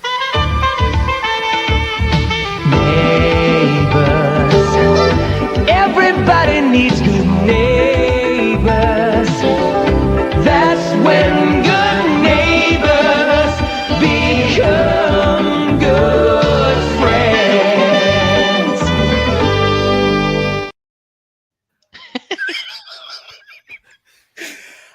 Oh, Jesus. So, okay. words. I mean, let's be honest, that deserves highlighting. Look Yeah. at that. Look at that. There we go. Look how Photo happy he is. of an old lady that he's happily got. Yeah. He's got that childlike gleam in his eyes, hasn't he? Okay. Have you bought anything else, or is it all just? I did unbox. I got some slabs from the Slab Crusaders today, and we got that one, which I just briefly nice. showed. Yeah, It's I like in a 9/8, the first Hallows Eve. This one I really like. Oh, let's have a Try not look to at get that. any Oh, glare that's on nice. it. It's the George Perez. Oh, nice. Oh, I like that. Yeah, it's cool. I really Oh, like you've that. irritated us. I'm jealous of that. I like that. The Well, I wraparound. mean, Oh, if it wrap helps, around. Pete, I bought 2 of them, so you could always buy one. Yes, I could. let us speak, tweet, whatever it is, howl, whatever noise you make. We'll do that after the show because that is a very, very sexy cover. Oh, how that's nice as well. That's the very nice. Spawn variant of Do a Powerbomb 1. Yeah. And that's my lot there. Very So, cool. still I forgot to fun. mention I have picked up I took a punt. I'm going to do a video on it, but I took a punt on a mystery box from eBay. So I bought an issue 1's mystery box just to see what they're like. So I'll probably unbox that on my channel at some point. Anybody else got any pickups to want to show off? Just quick. I got more Alex Ross. So Oh yeah, that one. in the list. Very nice. Nihilus. Simon. Yep. Why are they not in comic bags and balls? Because Yeah, it's from Fagged and Forbidden Planet, isn't it? And they neat. just Oh, they don't so be all full of bag and dents as ball well. them. That Hella Yeah. cover is stunning. I love that. It one. is. That one. That's very cool as well. These next ones are some of my favorites. Yeah. And we've got Thanos. Yeah. That's that's the same image as the one we just showed before. Yeah. That's all. And then Magneto. Oh, I love the Magneto one as well. Yeah, they're amazing. I will get them bagged on board. I just Forbidden Planet. They chuck everything in one bag, which really bugs me. So. I mean, those Alex Ross covers are stunning. I think I might have to try and pick them all up and put them on me comic wall. But yeah, I love them. Great stuff. What about you, 36 GP? of them. Yeah. So there's a guy in America selling them. I've not found anyone in the UK that's selling all 36 in one lump because I'm too lazy to look for them individually. Yeah. But the guy in America selling them, and they work out at about £4 a book, which I think's reasonable. Yeah, that is very reasonable. Yeah, so I might pick them up from him. I follow Alex Ross on Instagram, and he's already signing loads. Yeah, so he's doing I some think it's signed signed stuff, ones isn't he? already. You can, I mean, the Alex Ross website's pretty cool. You can get. I got a signed CGC 9.8 Masters of the Universe cover. I want that so badly. I keep looking at it on eBay. It looks well, amazing. There's a copy of it floating around the ether somewhere because I waited months for mine and then got in touch because they'd sent us a shipping, and it had vanished somewhere. So they sent us another copy. So if it ever arrives, I'll send it to you, mate. It's on eBay. Yeah. GP, what you been picking up, bud? Yeah, I picked up another Mighty Marvel Masterworks, and I got the Black Panther. All right. One. Yeah. So this has got a Fantastic Four 52 to 54 and 66. Yeah. Tales of Suspense 97 to 99. Captain America 100, and Avengers 52 to 62, and 4 to 73, and Daredevil 52. Very so cool. quite the thicken. So, are you enjoying it? Because they're kind of like the hitty missy, really hitty missy. Because I find it very hard to go back and read some stories are from really easy to get through, and some are just like a struggle. Bit of a slog. Yeah. Yeah, but those collected editions are really good value, actually. Yeah, the only little digest size, and also there's like a smaller size. So, there's that, and then obviously picked up the Punisher. Oh yeah. Oh, cool. Book 1. So, quick plug, GP. Quick plug. What are you going to do with that? We're going to do a review show, a live one on my Just channel. mine. Yeah. So Good yeah, stuff. Good hit the stuff. notification bell. Good stuff, mate. And that is an incredible series. I recommend that. I know I prattle on about that one a lot, but it really is worth a read. Okay, guys. So what have we been watching? So we're going to quickly go over a few things that we've all been kind of catching up on over the last few months. There will be a few spoilers here. Some of them might not have seen stuff, so we're not going to go into massive detail. Once we've done that, we're going to kind of round up with a bit of a review of Mandalorian, which should be interesting. So, first of all, have you guys seen this trailer for Kong X, the new Empire? Yeah. It's just a teaser, right? It's just like it's a really it's a teaser. Yeah. I tell you what, I watched it on my phone the first time around, and then I've watched it again just because I wanted a clear image. I don't think I'd really picked up on this. Do we think that this guy is the main? Because at first I thought that was Kong, but then I don't think it is, because there's this guy in the background, and then it pans forward to Kong and Godzilla's skulls. So are we assuming that this is going to be the protagonist for the show? Yeah. So the thing I picked up on, because he's ginger. Well. Your long lost relative.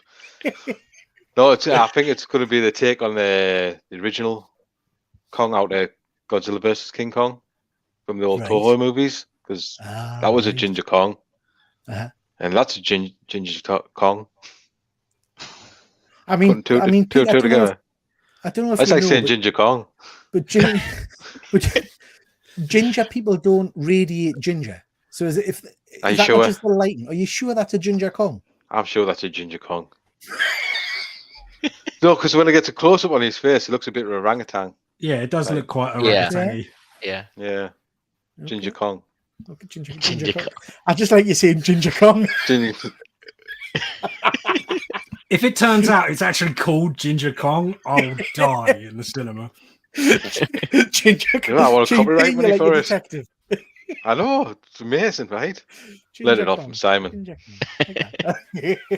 Yeah, I mean, this has got me excited, guys. I loved the last couple of films. I really did enjoy them for what they were. Switch your brain off and just watch things hit each other. Do you know what I mean? You could, to be honest, you could get rid of 90% of the human interaction bollocks for me in the last few films. And just give us them fighting on Monster Island and stuff like that. But yeah, I'm looking forward to this. I think this will be good fun. This is interesting. Have you guys seen the trailer for this? Yeah. Von Hoot, have you seen this? No, I didn't see the trailer. I remember you talking about it earlier in the week, and I completely forgot all about it. I should check that out. So Ben mentioned this when we're art show on Monday, and I hadn't seen it. I wasn't aware that this was out. But this is basically based on a chapter from Bram Stoker's Dracula, which is about basically the journey between Transylvania and the UK on the boat. Now the trailer for this looks really, really interesting. It looks very cool. Lots of blood and gore. And I'm a sucker for any kind of vampire kind of movie, so I'm looking forward to this one. You guys, I know Von Hoot, you're a horror fan. Are you guys looking forward to this? Is this the kind of thing? Definitely, yeah. This is definitely in my wheelhouse. Yeah. How about you, Simon? Yeah, I was just thinking what Efren said, because he thought it was Dementor from Harry Potter. Yeah, it's not Harry Potter. I was laughing as everybody tried to pronounce Demeter. Yeah. I think this will be very cool. What about you, Von Hoot? Oh yeah, definitely, 100%. I didn't realize it was a thing until I saw you talking about it the other day, and I'm definitely going to check it out when it turns up. I'm digging the image of Dracula there as well. I'm liking the look of the kind of the bat kind of, because you don't often see that kind of full out form for a long period of time. It's normally a bat or the kind of the guy, isn't he? Whereas it looks like he's going to be this form for a lot of the movie. Yeah, it looks. Just from that image, it looks deadly serious. Which is what I'm really excited about it. I want a serious Dracula. We've got Nicolas Cage and Renfield being silly bollocks. Let's have a serious thing. I'm coming to that. Sorry, GP, what were you saying, bud? Yeah, I was going to say that I think the last time we got actually Dracula in a full bat form was back in Bram Stoker's Dracula back in the 90s. Yeah. I think that's the last time you ever seen him like that. So it's good. Yeah. Yeah. Looking forward to that one. I think that looks very cool. Oh, and Jesus! I have not watched it. I felt that I had to watch this. I don't know why. Did you watch it? I did. So I sat through it. Now I have to say, I'm probably not the demographic, and I didn't really watch Power Rangers back in the day. I did watch the new movie that came out, but I think I was probably, dare I say, a bit too old when Power Rangers was on TV and whatnot. But I sat through this because I felt like, I don't know, nostalgia, and I had to, and all the rest of it. Has anybody else watched it? I watched it yesterday, yeah. Okay. Von Hoot, what did you think? I actually loved it. Like, my only criticism of it is it has CG Zords in it, which really ruined it for me. That's spoiled. Yeah, that's bad. The rest of it, though, they didn't try and reinvent the wheel, which they did. They tried to mimic the old Power Rangers. Yeah, exactly. The acting is just as bad. The storyline is just as bad. They even have like action figures instead of special effects at one point. Yeah, like everything about it mimics the 90s version of Power Rangers, and because of that, I loved it. It also filled in a couple of blanks, like because they never actually talked about how the Yellow Ranger had died in real life, which was, it was cool, like from that perspective as well. So yes, I loved it, but I completely accept that any rational person shouldn't. But it should work really well for, its target audience, which is not us. And it's important that we remember that. Like, who else has seen it? Anybody? No. Rob, is this the kind of thing you would jump to watch? Absolutely not. Power Rangers was after my youth. My youth version of Power Rangers was Johnny Sacco and his fighting robot, Ultraman, Space Giants, that type of stuff. So, so I did watch this because I felt I needed to. And it was 45 minutes, an hour or something, so it was an easy watch. Like I say, so not to take away from anybody that loves Power Rangers, I'm not the audience for this because I was too old when it came out. I thought it was dreadful. I thought it was, for all of the reasons you've just listed, Dr. Von Hoot, the acting was shockingly bad. The fight scenes were just horrific. The action figures blew us away when the literally used action figures is... But I guess that's what it's meant to be. Do you know what I mean? It's meant to be that. So I'm probably not the right audience. I did think it was very touching that they did the memorial thing at the end for those that have fallen. That was nice. But yeah, not the audience for this. Now, I'm being kinder on it because I would imagine that I am the audience for this and a lot of people aren't. So I am currently catching up on Picard. I'm on this episode 9 of the episode 8 of season 3.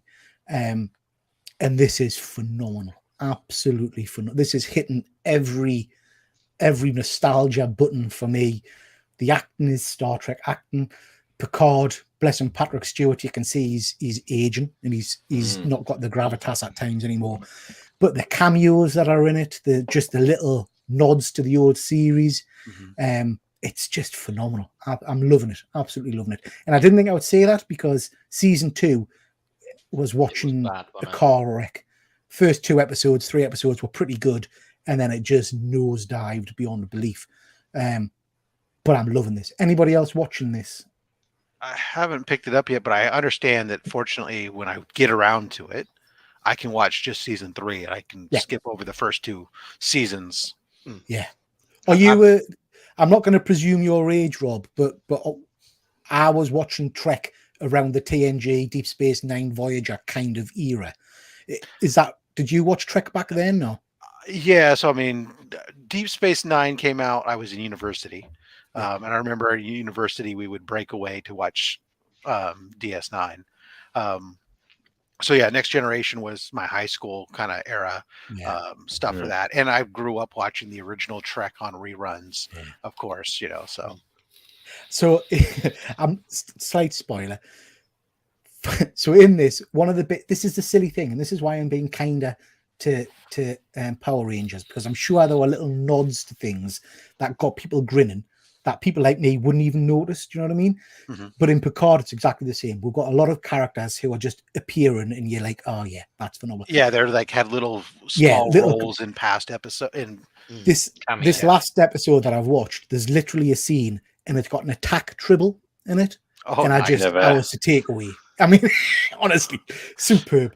So yeah, I would really recommend missing out season 2 altogether, and probably season 1, and just jump on season 3, because it is first class. I mean, television. I'll probably slog through it all just because I do have a connection to Star. I'm not as big of a Star Trek guy as I am in Star Wars, but I do watch pretty much most of the Trek stuff at some point. I'd be interested to hear what you think of season 2, because I've never, sounds awful to say, but I've never been as disappointed with something, because it started off season 2 so strong, first episode in particular, and then you just see it just getting worse and worse and worse, and you think, oh my god, dreadful. Let's have a look. Ian Carter's just saying there, Picard is wicked, and I'm not a Trekkie, but love this show. And Fuzzy, we've been chatting today. Fuzzy, I'm not a Trekkie either, Ian, so it's put off, but I really fancy it. Fuzzy, I would really jump to season 3, mate, and just watch that, because it really is good television. Can I just ask? Yeah. Why does Data look so pissed off for in that picture? Because he's an old android. I don't know what you looking so pissed off for. Have you watched the original TNG, Pete? Yeah, I used to watch Next Generation. So let's just say that that's not just Data. Oh, right. Okay. Moving on. Yeah. I watched this week. This is on Paramount in the UK at the moment. Smile. Anybody seen this? She's from Neighbours. I saw a trailer. We can't escape Neighbours with these. You can't. They're everywhere. She did 2 years on Neighbours. Okay, bless her. Has anybody seen this movie then? No, not yet. No. It's all right. It's an interesting movie. I was talking to James T. Keegan about this earlier. It's an interesting concept. It tries to make it a kind of a drawn-out, interesting concept where really they should have just focused on the horror element. Basically, the concept is you can't escape trauma. And basically, it's a series of people who kill themselves in front of somebody. And then when they do that, the spirit that's inside them jumps into the body of the person that's witnessed it. The Highlander? Exactly. Yeah. Exactly. It's got some interesting bits in it. It's not a one I would rush out to watch, but if you've got a spare hour and a half, it is worth putting on. It's nowhere near as scary and as horrifying as I think it was meant to be. It was quite an easy watch horror-wise. But yeah, it's worth watching. Is James recommending that one, is he? James hated it. I thought it was. Oh, he hated it. He hated the longer story of it. He didn't like the sub story. Right. Renfield. Anybody been to see Renfield? Not yet, no. This is fucking phenomenal. This is one of my favorite movies so far of the year. It's really? Oh, absolutely. So I went with my son Thomas, who's 15, and it's a perfect mix of gross body horror and just Nicolas Cage being mental. So Thomas laughed all the way through and equally kind of turned to me and went at times as well. It's got the balance of humor and gore just right. I mean, if I say it to you, there's an entire scene of Renfield killing men with 2 severed arms and beating them to death with wet arms. I mean, it's brilliant. Nicolas Cage is just amazing. There's a brilliant black and white homage at the start with him as kind of the old Hammer horror Dracula kind of setup. All right. Not what I expected at all. I expected to come away saying, oh God, this was cheesy and rubbish, but I really hope they continue this on and do more in this series. It really is well worth a watch. And if you like Nicolas Cage, you'll love this because he's Nicolas Cage, batshit crazy Nicolas Cage all the way throughout it. Yeah, wasn't expecting to like that as much as I did. So recommend that one, guys. Oh. Went and saw this last night. Anybody seen Evil Dead Rise? Not yet. GP, will not spoil it for you then, because I know Dr. Van Hoot, you're a big horror fan. Is this on your radar to go and see?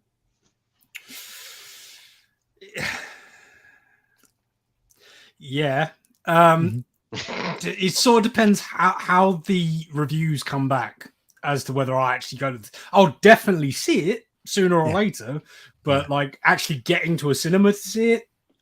If people tell me it's amazing, I'll be there.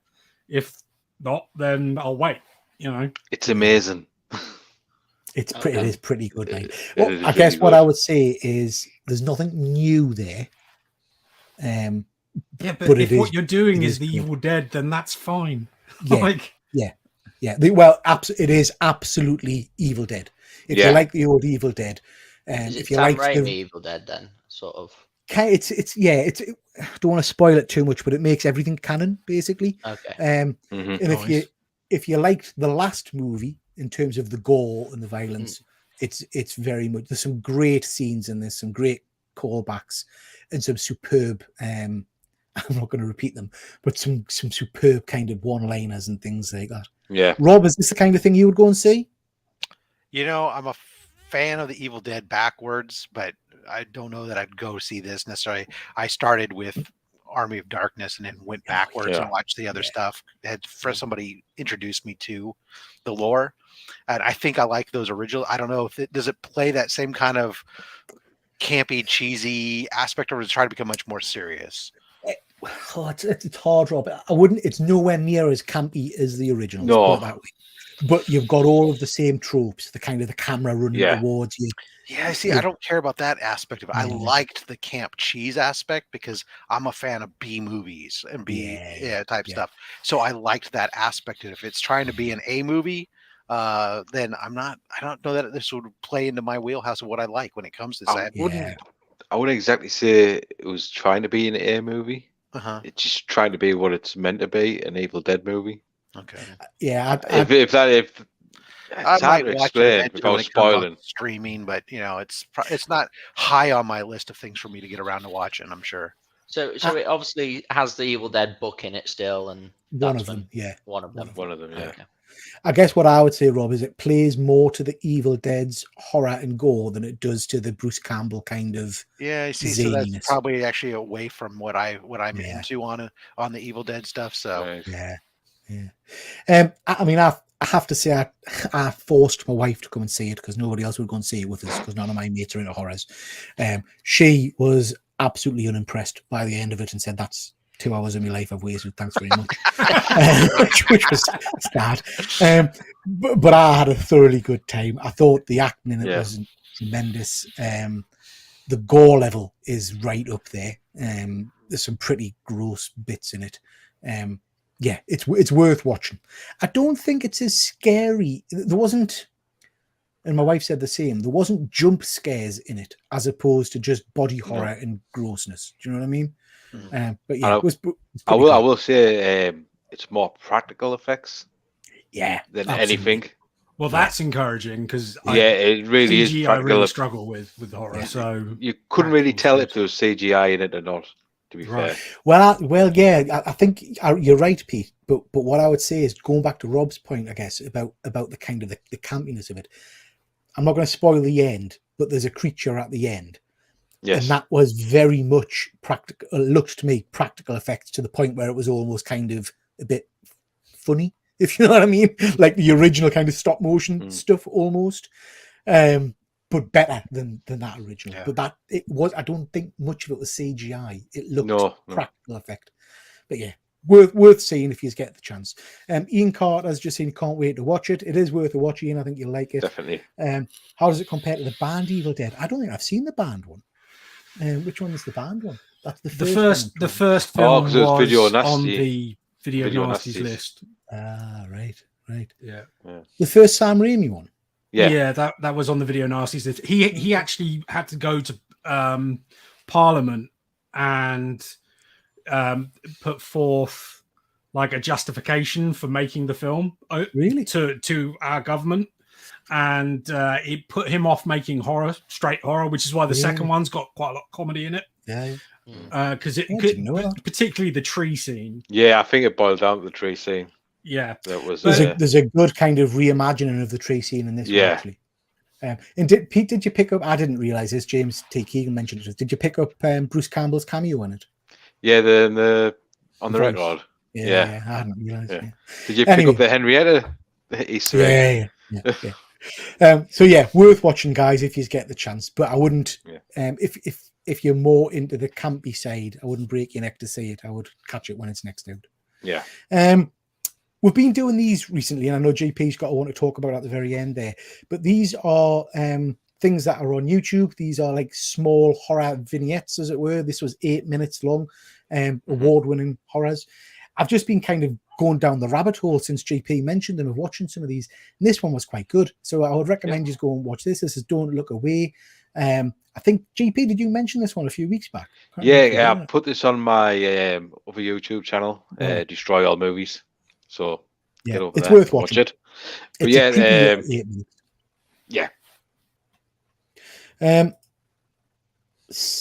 what was this, Simon? No, it's me. No. Chimp Empire. What the hell is that?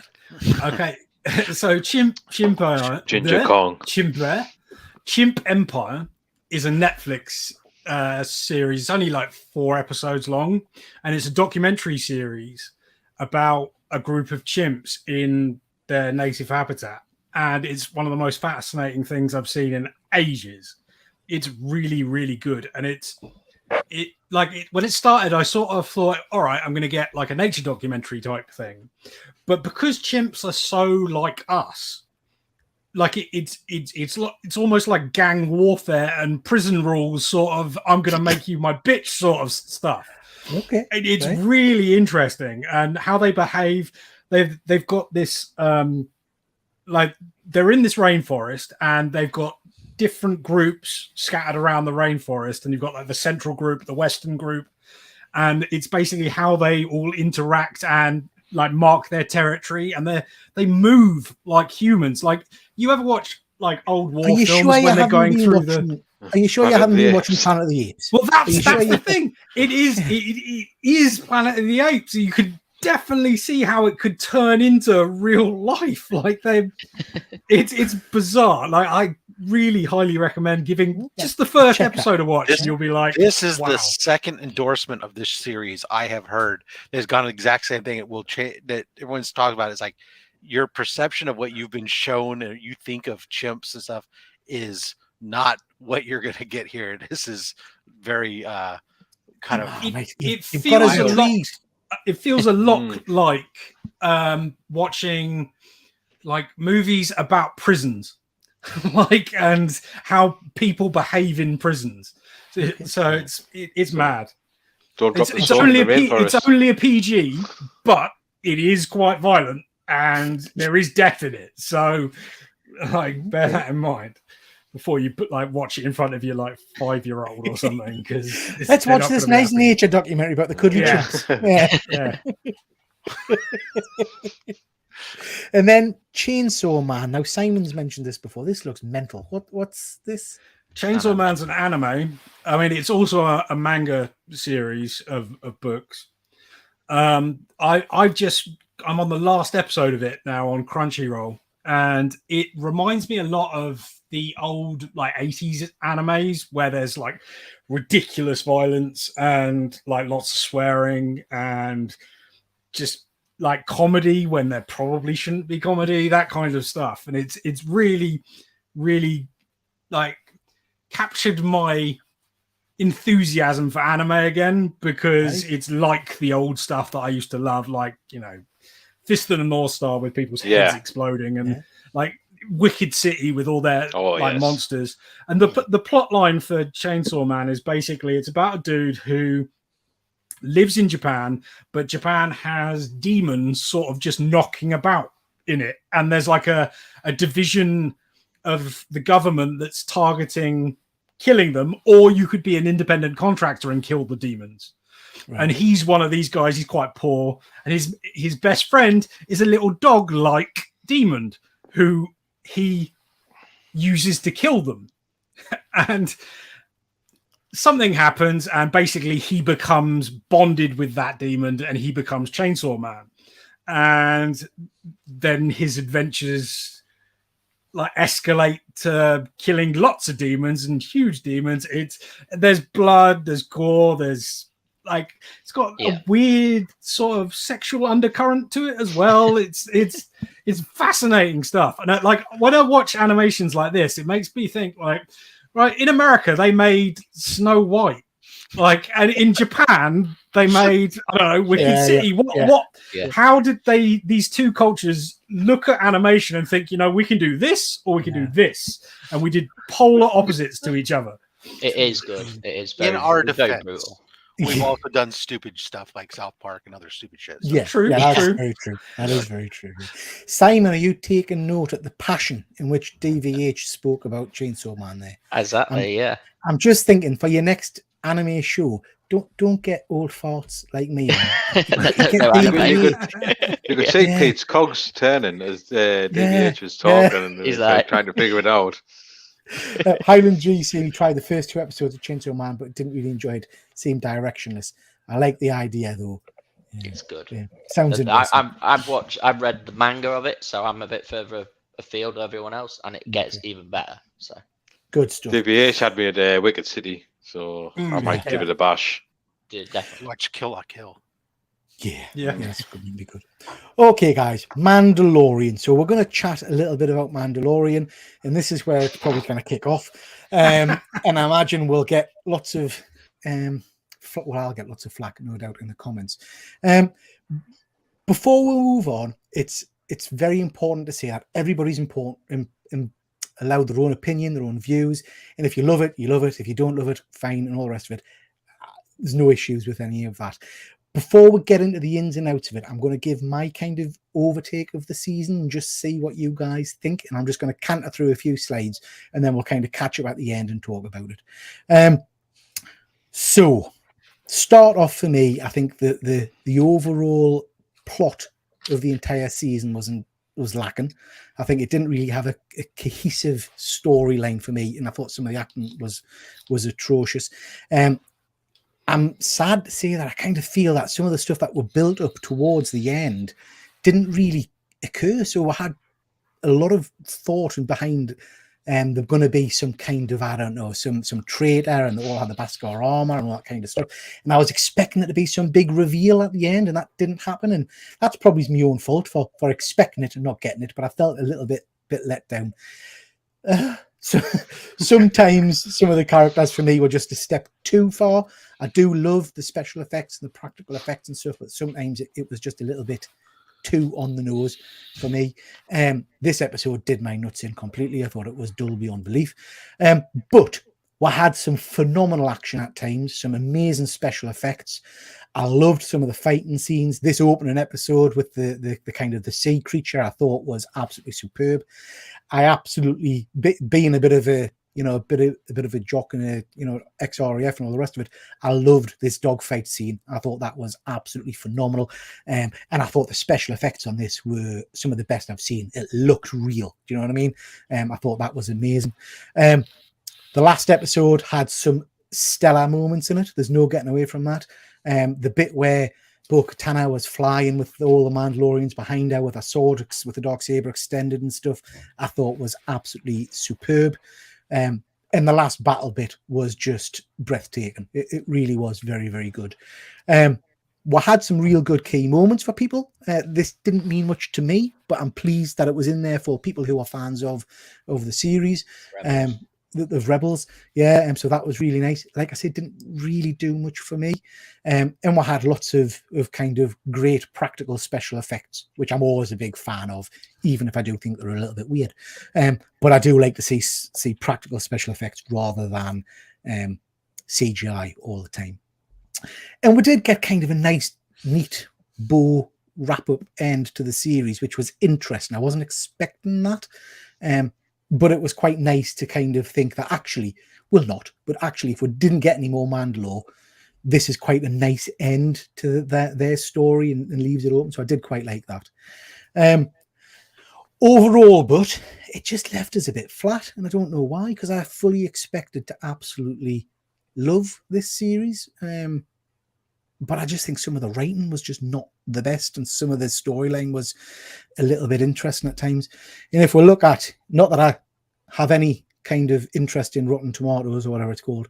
But if we look at their scores, it looks like at the moment it's not performing particularly well with audiences, which again is quite interesting. Okay, guys, so that was my quick take on it. I'm going to come to you each individually and just get your kind of take. Now, Rob, I know you're a big Star Wars fan. We'll go through these kind of characters in detail in a little bit, but just to start with, what's your overall thoughts on the season as a whole? They made a show called The Mandalorian? Yeah. You heard of it? Yeah. Never heard of it. Yeah, so you're right. I mean, it kind of was a season that was there. You know, it had its highs, it had its lows. It suffered from a lot of uneven pacing. It was blocky in its delivery of the story, and I think that was the biggest thing. I think you could take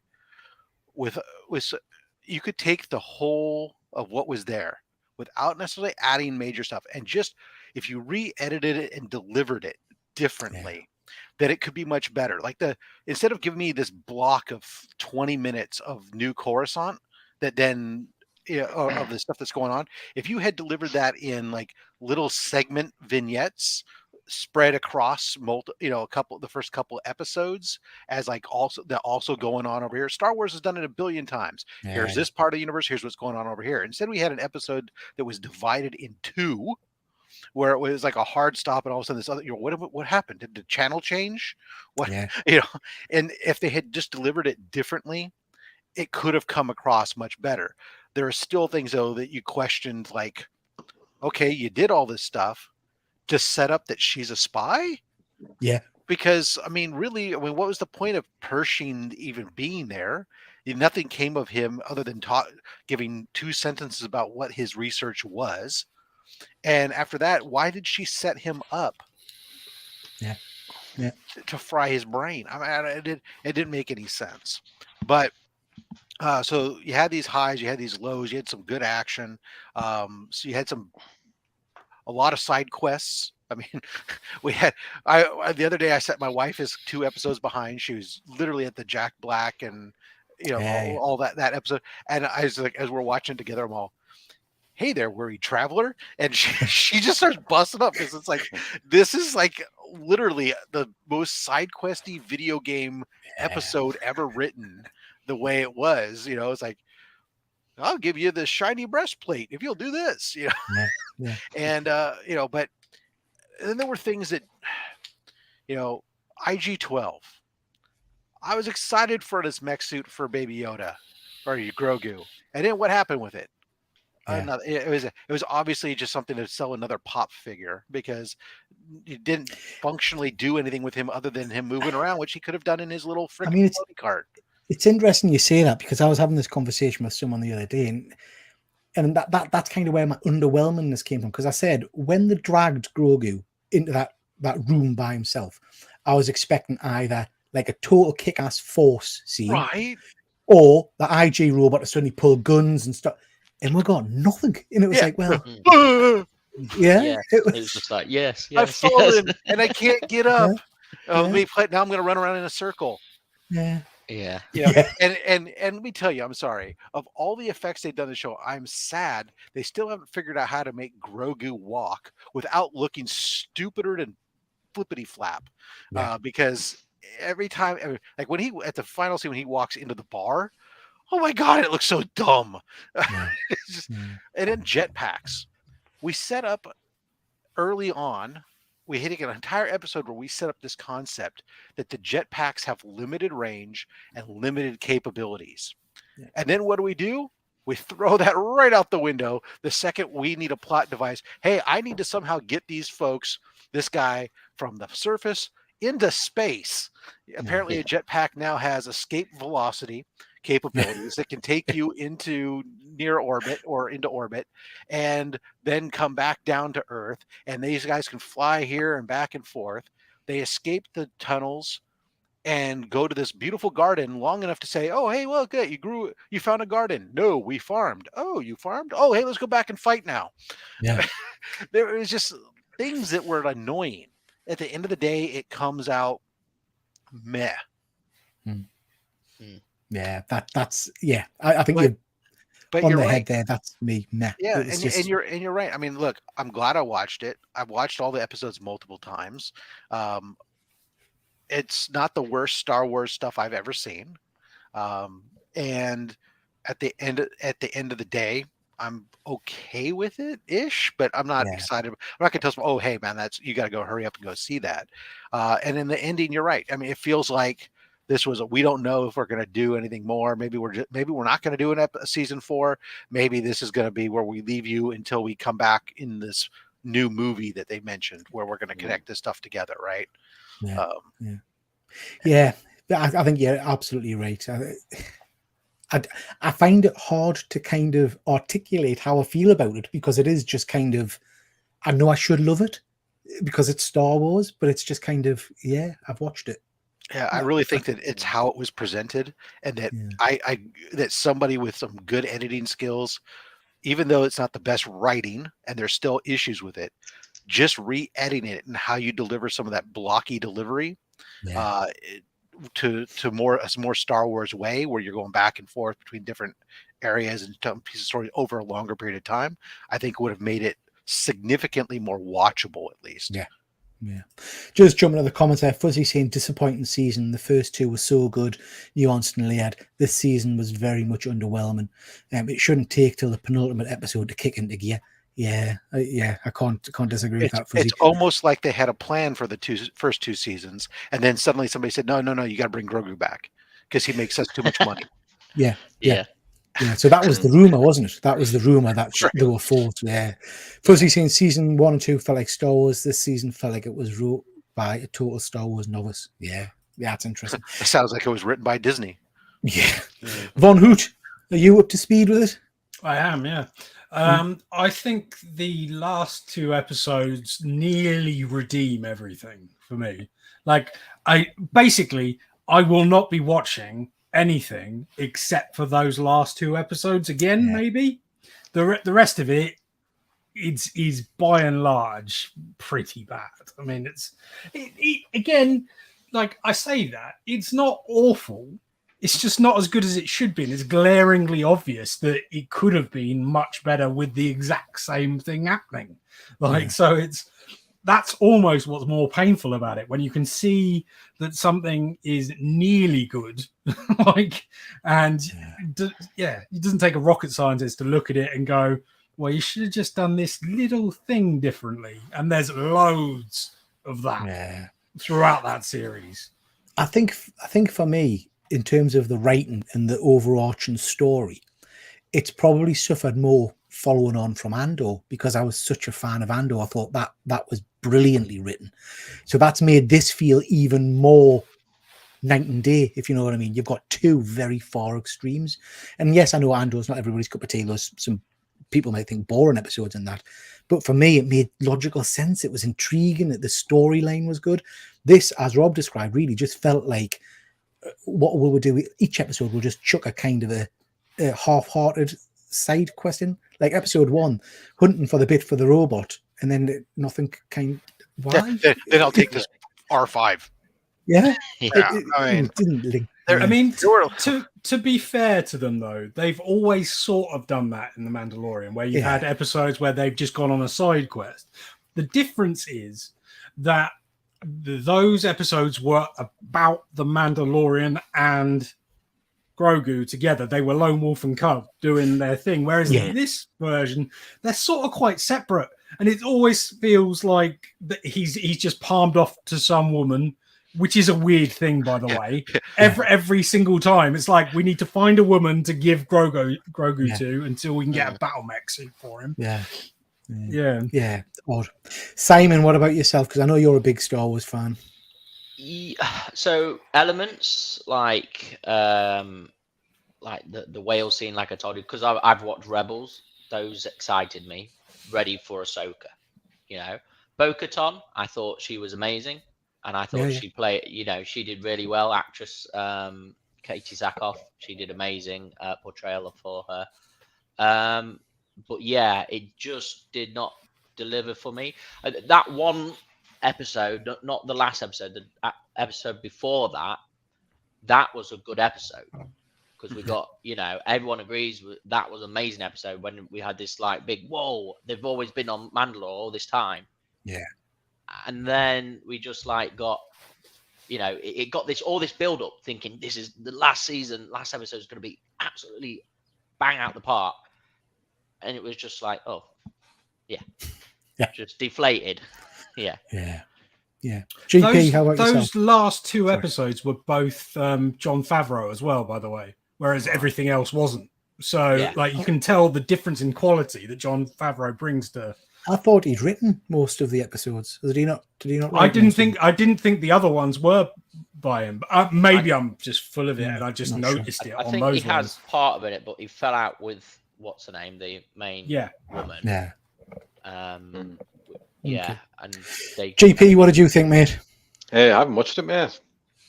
Oh, no, spoilers, GP, spoilers. No, I'm not bothered because I watched all the spoilers anyway. No, I like to binge watch Disney Plus shows. Okay. So unless I'm doing a week by week show on YouTube, I won't watch anything episode by episode. I'll just binge it. It'll be really interesting to see what you think of it as one lump. Yeah.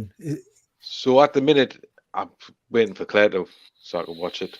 So I have to wait for her for Star Wars. I've gone back and started watching Clone Wars because I didn't watch it before. So I'm on season 4 of that at the minute. I'm absolutely really enjoying that. It's enjoyable. It is a long slog to get the bits and pieces out of it. It is, yeah. I'm waiting for Darth Maul. But yeah, it's definitely worth going back and watching them. Okay, so just looking at some of these characters, and you guys will have to help us out with some of the names because I'm not, like I say, I'm not as into Star Wars. But Bo-Katan, I think you mentioned earlier, Simon, there was no doubt that this was really her season, wasn't it? It felt like a Bo-Katan show more than... She was more the lead, wasn't she? At this I think Rob's trying to struggle to articulate something. So I had problems, especially with her early on in the season, with her moody, gropey, sitting alone at home on her throne all by herself, mopey stuff. Go away. I don't want to be involved. I don't want to do anything. I'm just going to sit here and cry. And then Mandalorian goes off and gets captured, and Grogu comes back and she sees his crap. Oh, I told him to leave me alone. I'm so mad. It's like, hey, where is he? Oh, let me go help and save him. And now all of a sudden, like, she's like super happy to be hanging out with him.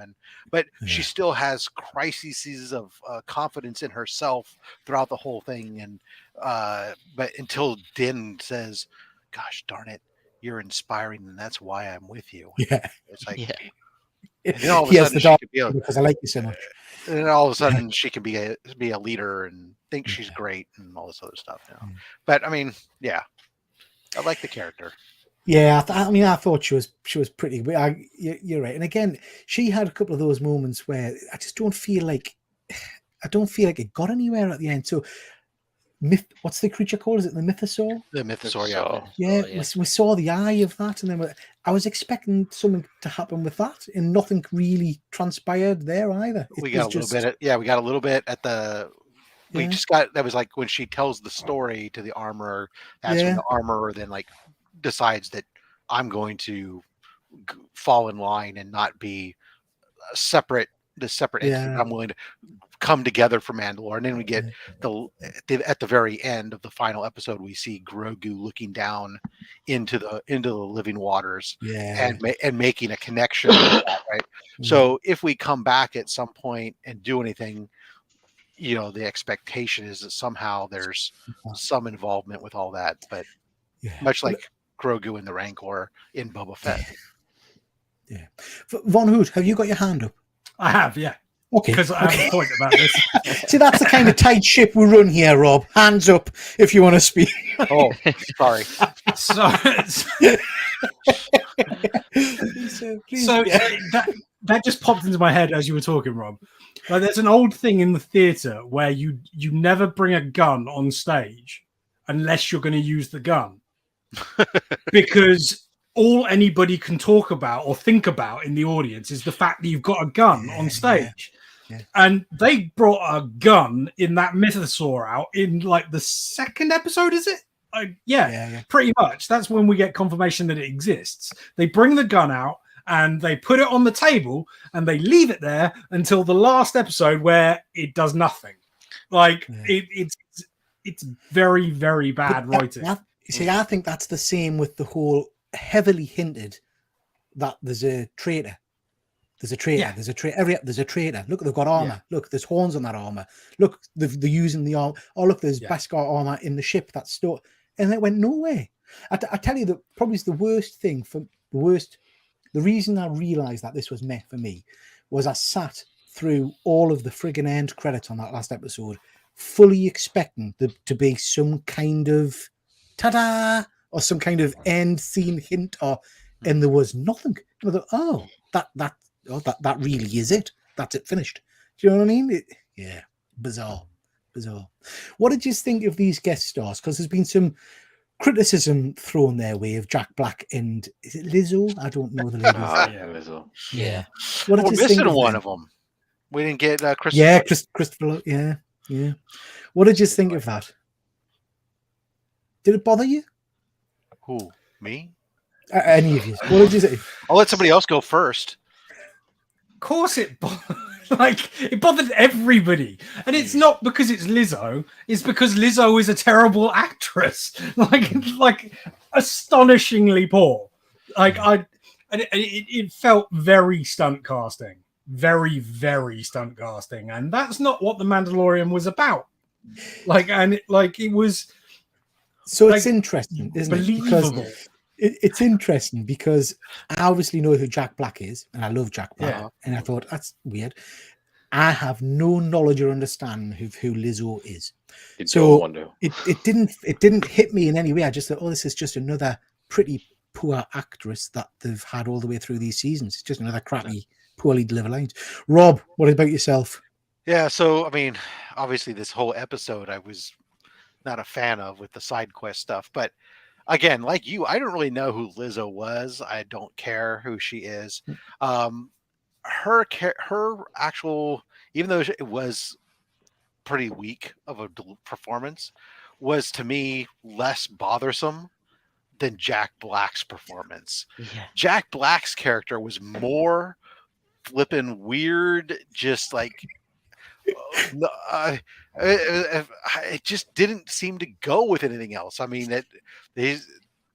just the way it was portrayed. I mean, I like the guy, but I just thought that portrayal was very out of sorts of a Star Wars universe type of character we normally see. So for me, it didn't sit right.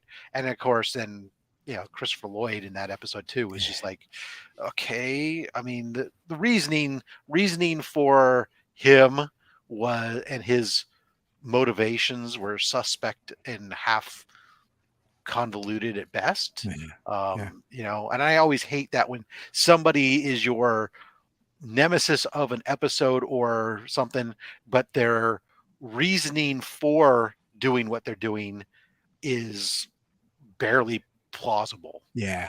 It was just overall a very strange episode, that one, wasn't it? I mean, Simon, what did you think of that episode in general?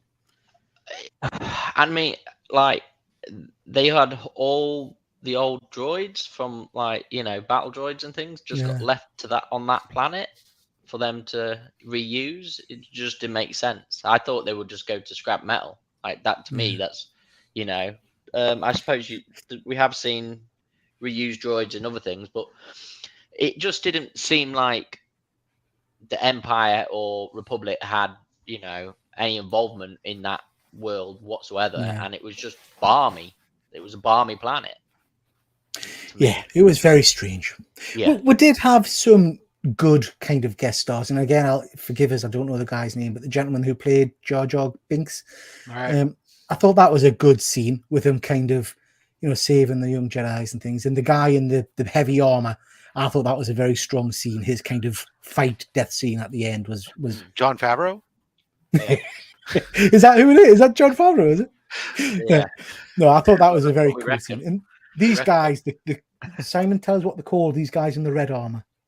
Oh, Oh, Yeah. the Praetorian, did you say? Praetorian guards? Praetorian. I thought they were very cool. Fuzzy's just saying, yeah, I'm at best. That's right, yeah, Fuzzy. Yeah, I thought they were Death was great just from the standpoint of no other reason, just giving him an opportunity to come back to the Star Wars universe in a role that isn't divisive and doesn't get maligned and stuff. To let him have a positive Star Wars experience, if for nothing else. Yeah. I appreciate that. You know, I very much love that scene, but after the scene, I had expected him to become a character. And nothing at all. Yeah. The entire season. And this is exactly the point for Von Hood. So it felt like the season kept giving you little, oh, look at this, but then nothing happened. So I know Ben, with the attention-seeking geek, talks a lot about this character because he's a big fan.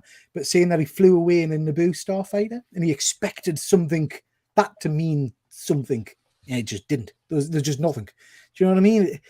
Yeah. Just figured he eventually got shot down with Order 66 somewhere else. yeah.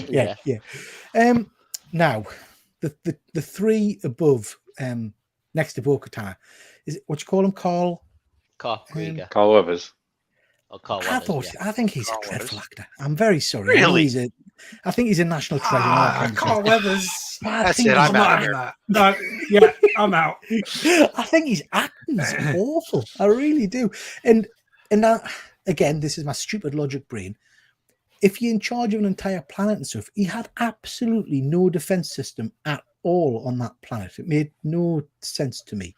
They're an independent planet. Hold on. Remember that within the 3 episodes we have here, they start off, they're occupied by Imperial remnants. Imperial remnants are the security, right? Yeah. They get kicked out of there. It's not a New Republic planet.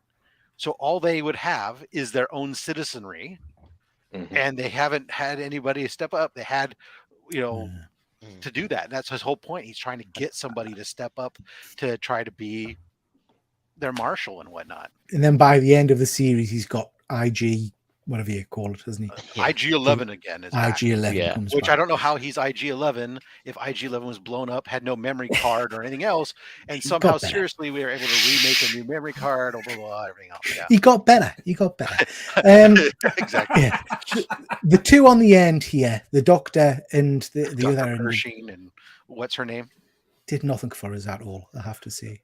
Dr. Pershing was a waste, didn't need to be brought back at all. She's at least a plot device that shows up throughout the thing, even if her access seems a little excessive for somebody who, the New Republic seems to be super trusting of their process of re-education and integrating people. And maybe that's why that's part of the whole thing of how stupid they are in getting rid of all their weapons of war and entrusting all the Imperials into their fold. So that way the new order is able to rise up and show back up down the road. And the new Republic has no means to combat them. And why Princess Leia had to leave the New Republic and go create her own secret army so that she can fight for the New Republic. Yeah. So it was a Star Wars version Operation Paperclip. I'll be right back. Then we get this kind of finale with Moff Gideon, who's been. Do I think he's dead? Do you think that's the last we're going to see of him? It's got armor though, isn't it? So that's what I think, because you don't see the body. You see his cape on fire there, but the armor's not, is it? Darth Vader got burnt by volcano. That's just fire. Yeah. There you go. So yeah, I'm not sure if we've seen dead. the last of him or if we're going to get him come on back. What did you think about the destruction of the Darksaber? Von Hoot, what did you think of that? Yeah, I didn't like that. No. In so much as it didn't really make sense to me. This is supposed to be the most important indestructible weapon sort of thing, and then he just grabs it and squeezes it. And he doesn't have the Force, does he? No. Isn't he just a regular Joe? And he's yeah. That Darksaber has been passed around more times than a bad stripper at a bachelor party. There's also a big thing going online of who actually, everyone reckons Din obviously gave it to her, but they reckon that they technically by default that she still isn't like with the dark saber. Like No, she isn't. No, she isn't entitled to the lead. no, of the she isn't. Mandalores. No, she wasn't the first time either because it was given to her. You have to win it in battle. You have to win it in battle, and Yeah. There's still Darth Maul who it belongs to. No, they reckon Ezra Bridger because it got left from Darth Maul. Yeah, he did win it. He did from the sisters, 7 sisters. It's either him or Obi-Wan should be the. It's okay. Obi-Wan's been the closest. Yeah, Obi-Wan. Yeah, but you're like let's totally be talking honest, geek like, shit here. What are you talking Yeah. about? I don't know what you're talking Well, we are about. on a gig program, Pete. but like, surely you just pick it up and you own it. Like, so No, you have to. like, You have to win it in combat. You'll win it. No. That's the whole purpose of it. That's what their society says. But if you can convince them, then it's just like regular politics, isn't it? You just bullshit your way through it. Like You just say, oh yeah, I kicked him in the nuts. I got this. Yeah, it's so we don't think we've seen the last of this guy. I don't think. He's great. I loved him. Yeah, I think he's superb. He's a great he's a hell of an actor. What do we want to see in season 4, if there is a season 4? GP, I'll come to you first. Is there anything that you want to see? I want to see Pedro Pascal. You mean out of the helmet? Out the helmet, yeah. Yeah. I want to see him earning his money. Well, I kind of thought so. So James has got a theory that he's not really going to be in it much because anyone can play him. And stuff. No, He's very I busy. don't think he is. But I kind of thought they were leading towards this whole thing early on in the season where they were going to give them the out of taking the helmets off, and that might allow Pedro to be in it more. But I don't know. Costs more money to get him out the helmet alone, won't it? What about you, Simon? Is there anything in particular you would like to see in season 4? Well, I don't know yet because I'm still waiting to see what Ahsoka happens with that, and then that. But it's got to be better. Anything better than season 3. Like, do you know what I mean? There's so many more bounty hunter sort of stories you could do, and Mandalorian stories you could do. There's such a wide lore that I don't know why they would wreck it by just adding this stupid Grogu baby all the time. Because it's selling. It sells to the kids. And, it sells. Yeah. How about you, Von Hoot? Is there anything in particular you would like to see in season 4 going forward? I'd like it to go back to being a lone wolf and cub. Yeah. And they have, to be fair, set it up so that they could do that. Like it could just go back to them roaming and doing, one-off adventures, and it worked, and it's great.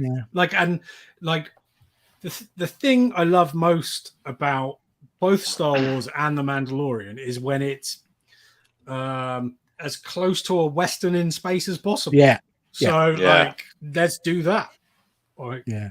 No, I agree, mate. I agree. Some of those earlier episodes where it was literally just that kind of almost adventure of the week kind of thing did work very well. I mean, it is a procedural whenever they're doing the episodes that have like nothing to do with the main plot line. And the difference in this season is it wasn't a procedural. It was just like a completely new plot line that didn't make any sense or matter or connect. How about you, Rob? Is there anything that you would like to bring from old Star Wars kind of series in the past, or something new? What would you like to see in season 4? First of all, have we even got confirmation that we're going to have a season 4? Is this all because I've seen a lot of people put up things with season 4 stuff, but I have not seen anything that says officially. No, there's been no confirmation. Yeah, because the way they ended season 3 makes me to believe that that's the end, and then we're going to see him again show up in the connected movie that we've been at, and then maybe if they decide to do anything beyond that, then we might get a season 4 or something. But if they do, I think that the way that they've ended this show, this season, leads to set up for what we're all talking about here, which is, the fact that, okay, you've taken Grogu's now your apprentice. Well, now you're being told you now need to go take him off away from Mandalore, and you need to go do your own adventures and stuff. And then him going and setting himself up to be an independent contractor for the New Republic, so we can get him in these roles, taking selective bounties, as he said, on behalf of the Republic, going up against various Imperial forces or being involved in this the continuing stuff against Thrawn or whomever shows up and stuff. And those type of episodes, as long as we keep it more, again, like your guys, let's keep it focused on the Mandalorian. And if we're going to have Grogu, great, let's keep it on this and continue to value growth of Grogu and that relationship of father-son now that we've got going on here.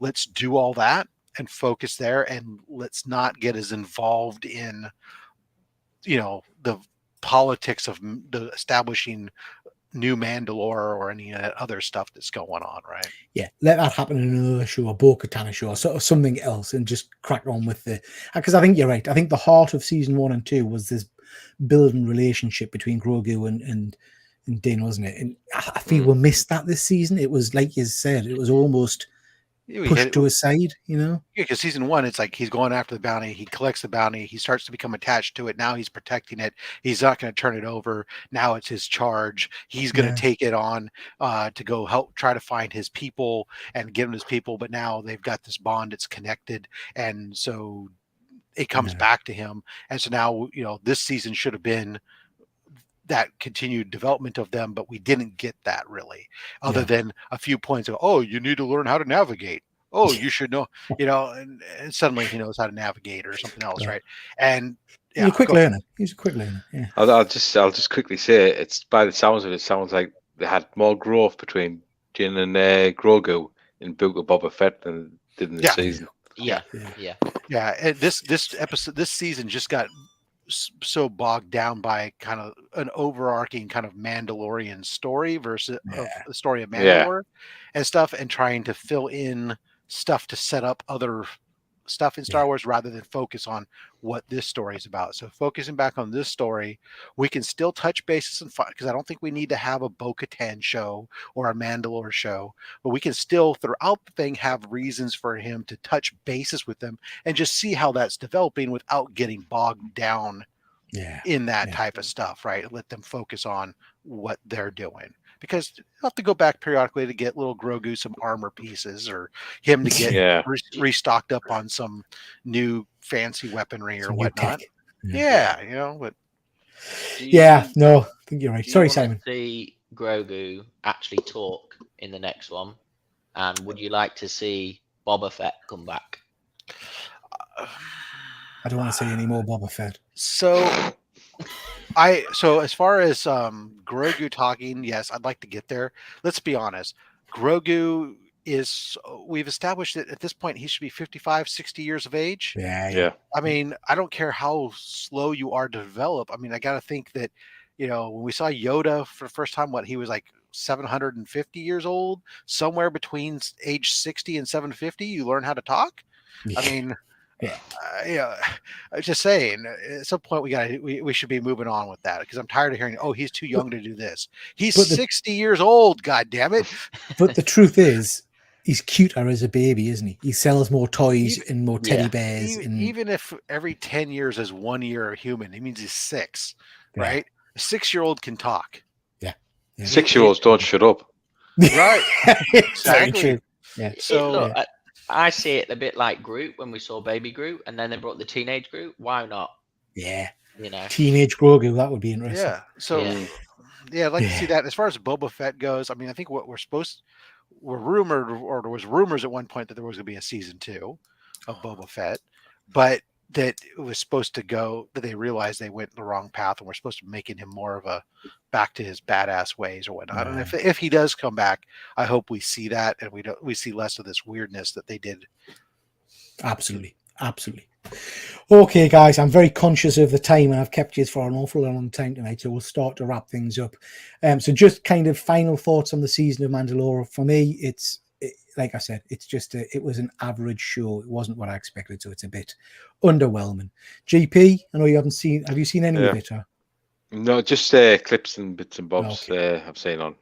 So we'll wait until you've watched it before we can give your overall opinion. Simon, I like that one episode that I mentioned. The other ones were a bit deflating for me. So. Yeah. Okay. And how about you, Rob? It's a 6.0. It's fine. Yeah. That's fair. Yeah. I think that's fair, mate. I think that's fair. Okay, guys, we're going to start wrapping things up here. So just before we kind of go through some of the slides I've got, Rob, what have you got coming up on your channel, sir? Oh, Monday's mail call. Thursday I open up, I think, some CBCS slabs, and then Saturday I'm back with only slabs. We'll have Lethal Protector Comics is beyond this week. Very cool. Hopefully. Very cool, very cool. And Rob, I wanted to give you a bit of a shout out because I don't know how much you know about my background, but I'm a cancer nurse by trade, and I know a lot of your shows and a lot of the work you do, you try to donate as much as you can to some of the charities. So do you just want to just mention that briefly in case anybody wants to donate? Yeah, so absolutely. So 2 years ago, a gentleman by the name of Cardboard Crazies started a thing called. He decided he wanted to do something to raise money for the American Cancer Society, and so he started Comics Curing Cancer, and it was originally an independent thing, and they set out to raise like $2,000 for the American Cancer Society, and ended up raising over, I think it was almost $8,000 during that drive. And the American Cancer Society took note, partnered up with him, and took it as an official campaign. Last year, he wasn't able to participate because his wife was expecting right around that time of the year, and I ended up taking on the leadership of it through a weird series of connectivities. But last year, during our campaign, we ended up raising just over $22,000 for a comics curing cancer campaign. So this year, when I was going up, I never thought I would monetize my station because I didn't care or anything else. And somebody said to me, "Hey, why let YouTube take the money?" And so finally I said, you know what? Right, I'm going to monetize when I hit my marks, and I just donate everything to Comics Curing Cancer. So everything I do with my channel, all the monetization we get, all the ad revenue, the super chats, the channel memberships, everything, and my sales from my merch store all go to Comics Curing Cancer, all the proceeds. And so we just wrote, we've been monetized since January of this year. And so every month it seems to be we're getting about $158, that $150 roughly we've generated thus far that gets donated Comics Curing Cancer. And in October we're going to do our big 3-day multi-channel push auctions and pledge drives and stuff that we did last year, and we're hoping to hit altogether around $25,000 this year is our hope. So that's fantastic. Absolutely. And it's a superb course. So yeah, and it's open to donate year round. So, if I could rattle off the long URL, but if you were to go to my channel or go to linktr.ee/robsfat.stacks, you would be there's a link tree thing there to donate, or you can go to my channel, and there's in the community tab there's stuff to donate on how to get there if you want to donate ahead of time.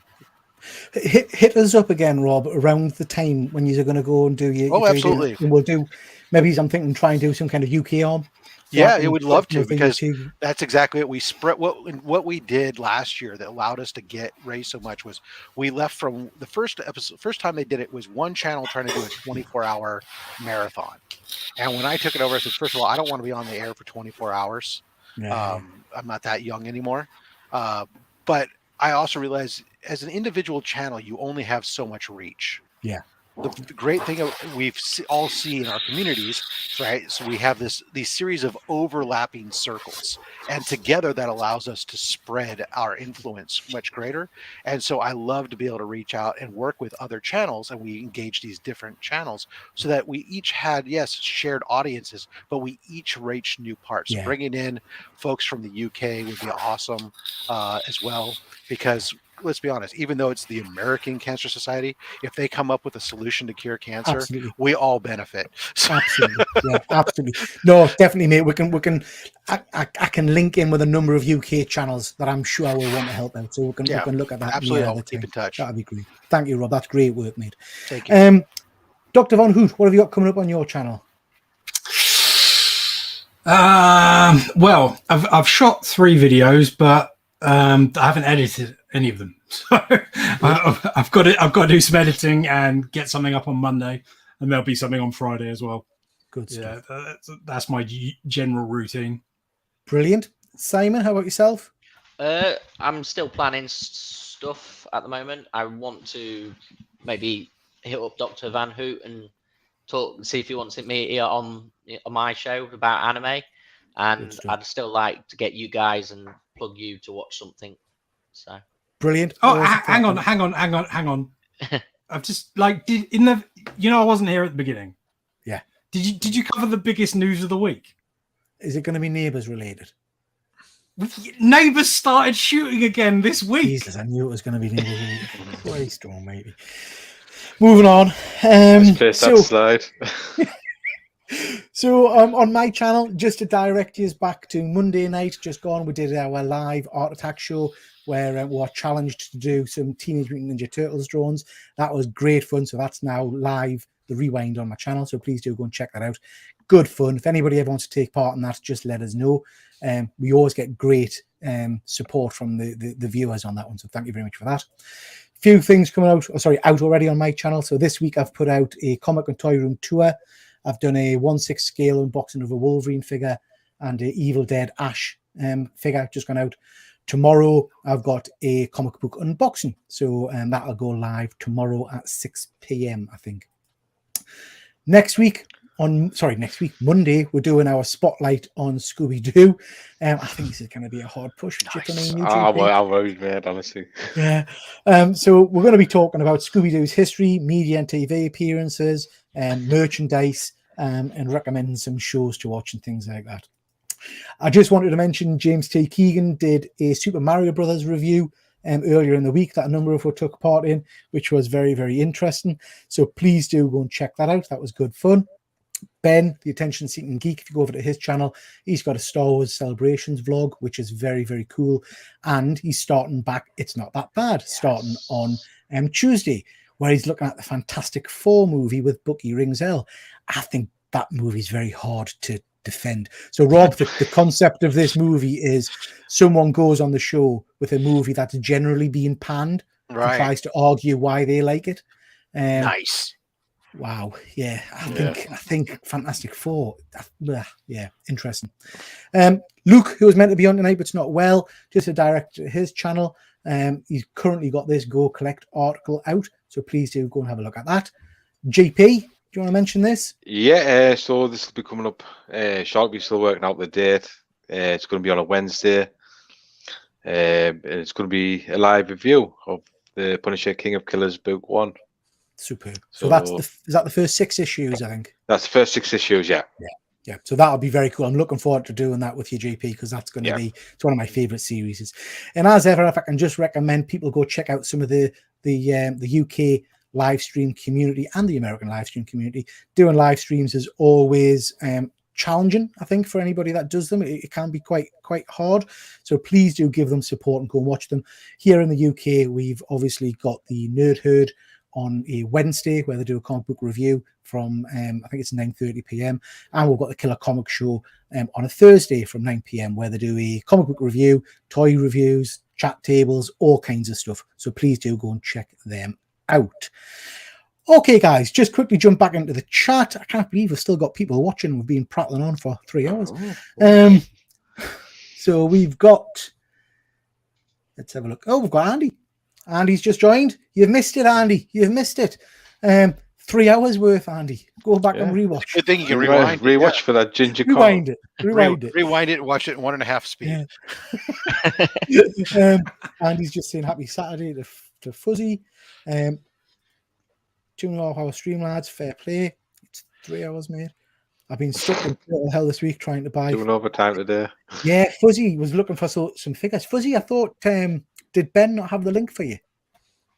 Fuzzy, hit us up because you are a stand-up guy, and if you like loose figures, give us a shout because I've got 2 original Turtles. I've got Bebop and Rocksteady. If you want them, I'll happily send them to you, mate. Free of charge, obviously. So just let us know if you want them. Okie dokie, guys, that's whack. We've gone through quite a bit tonight. Can I just thank everybody that's been in the chat? It's been an absolute pleasure. Thank you very much for spending 3 hours with me. And can I thank you guys as well? You are always fun and always good fun to talk to. So I really do appreciate you coming on. Okay, with that, we'll say good night, everybody. Thanks very much. Good night. Night. Bye.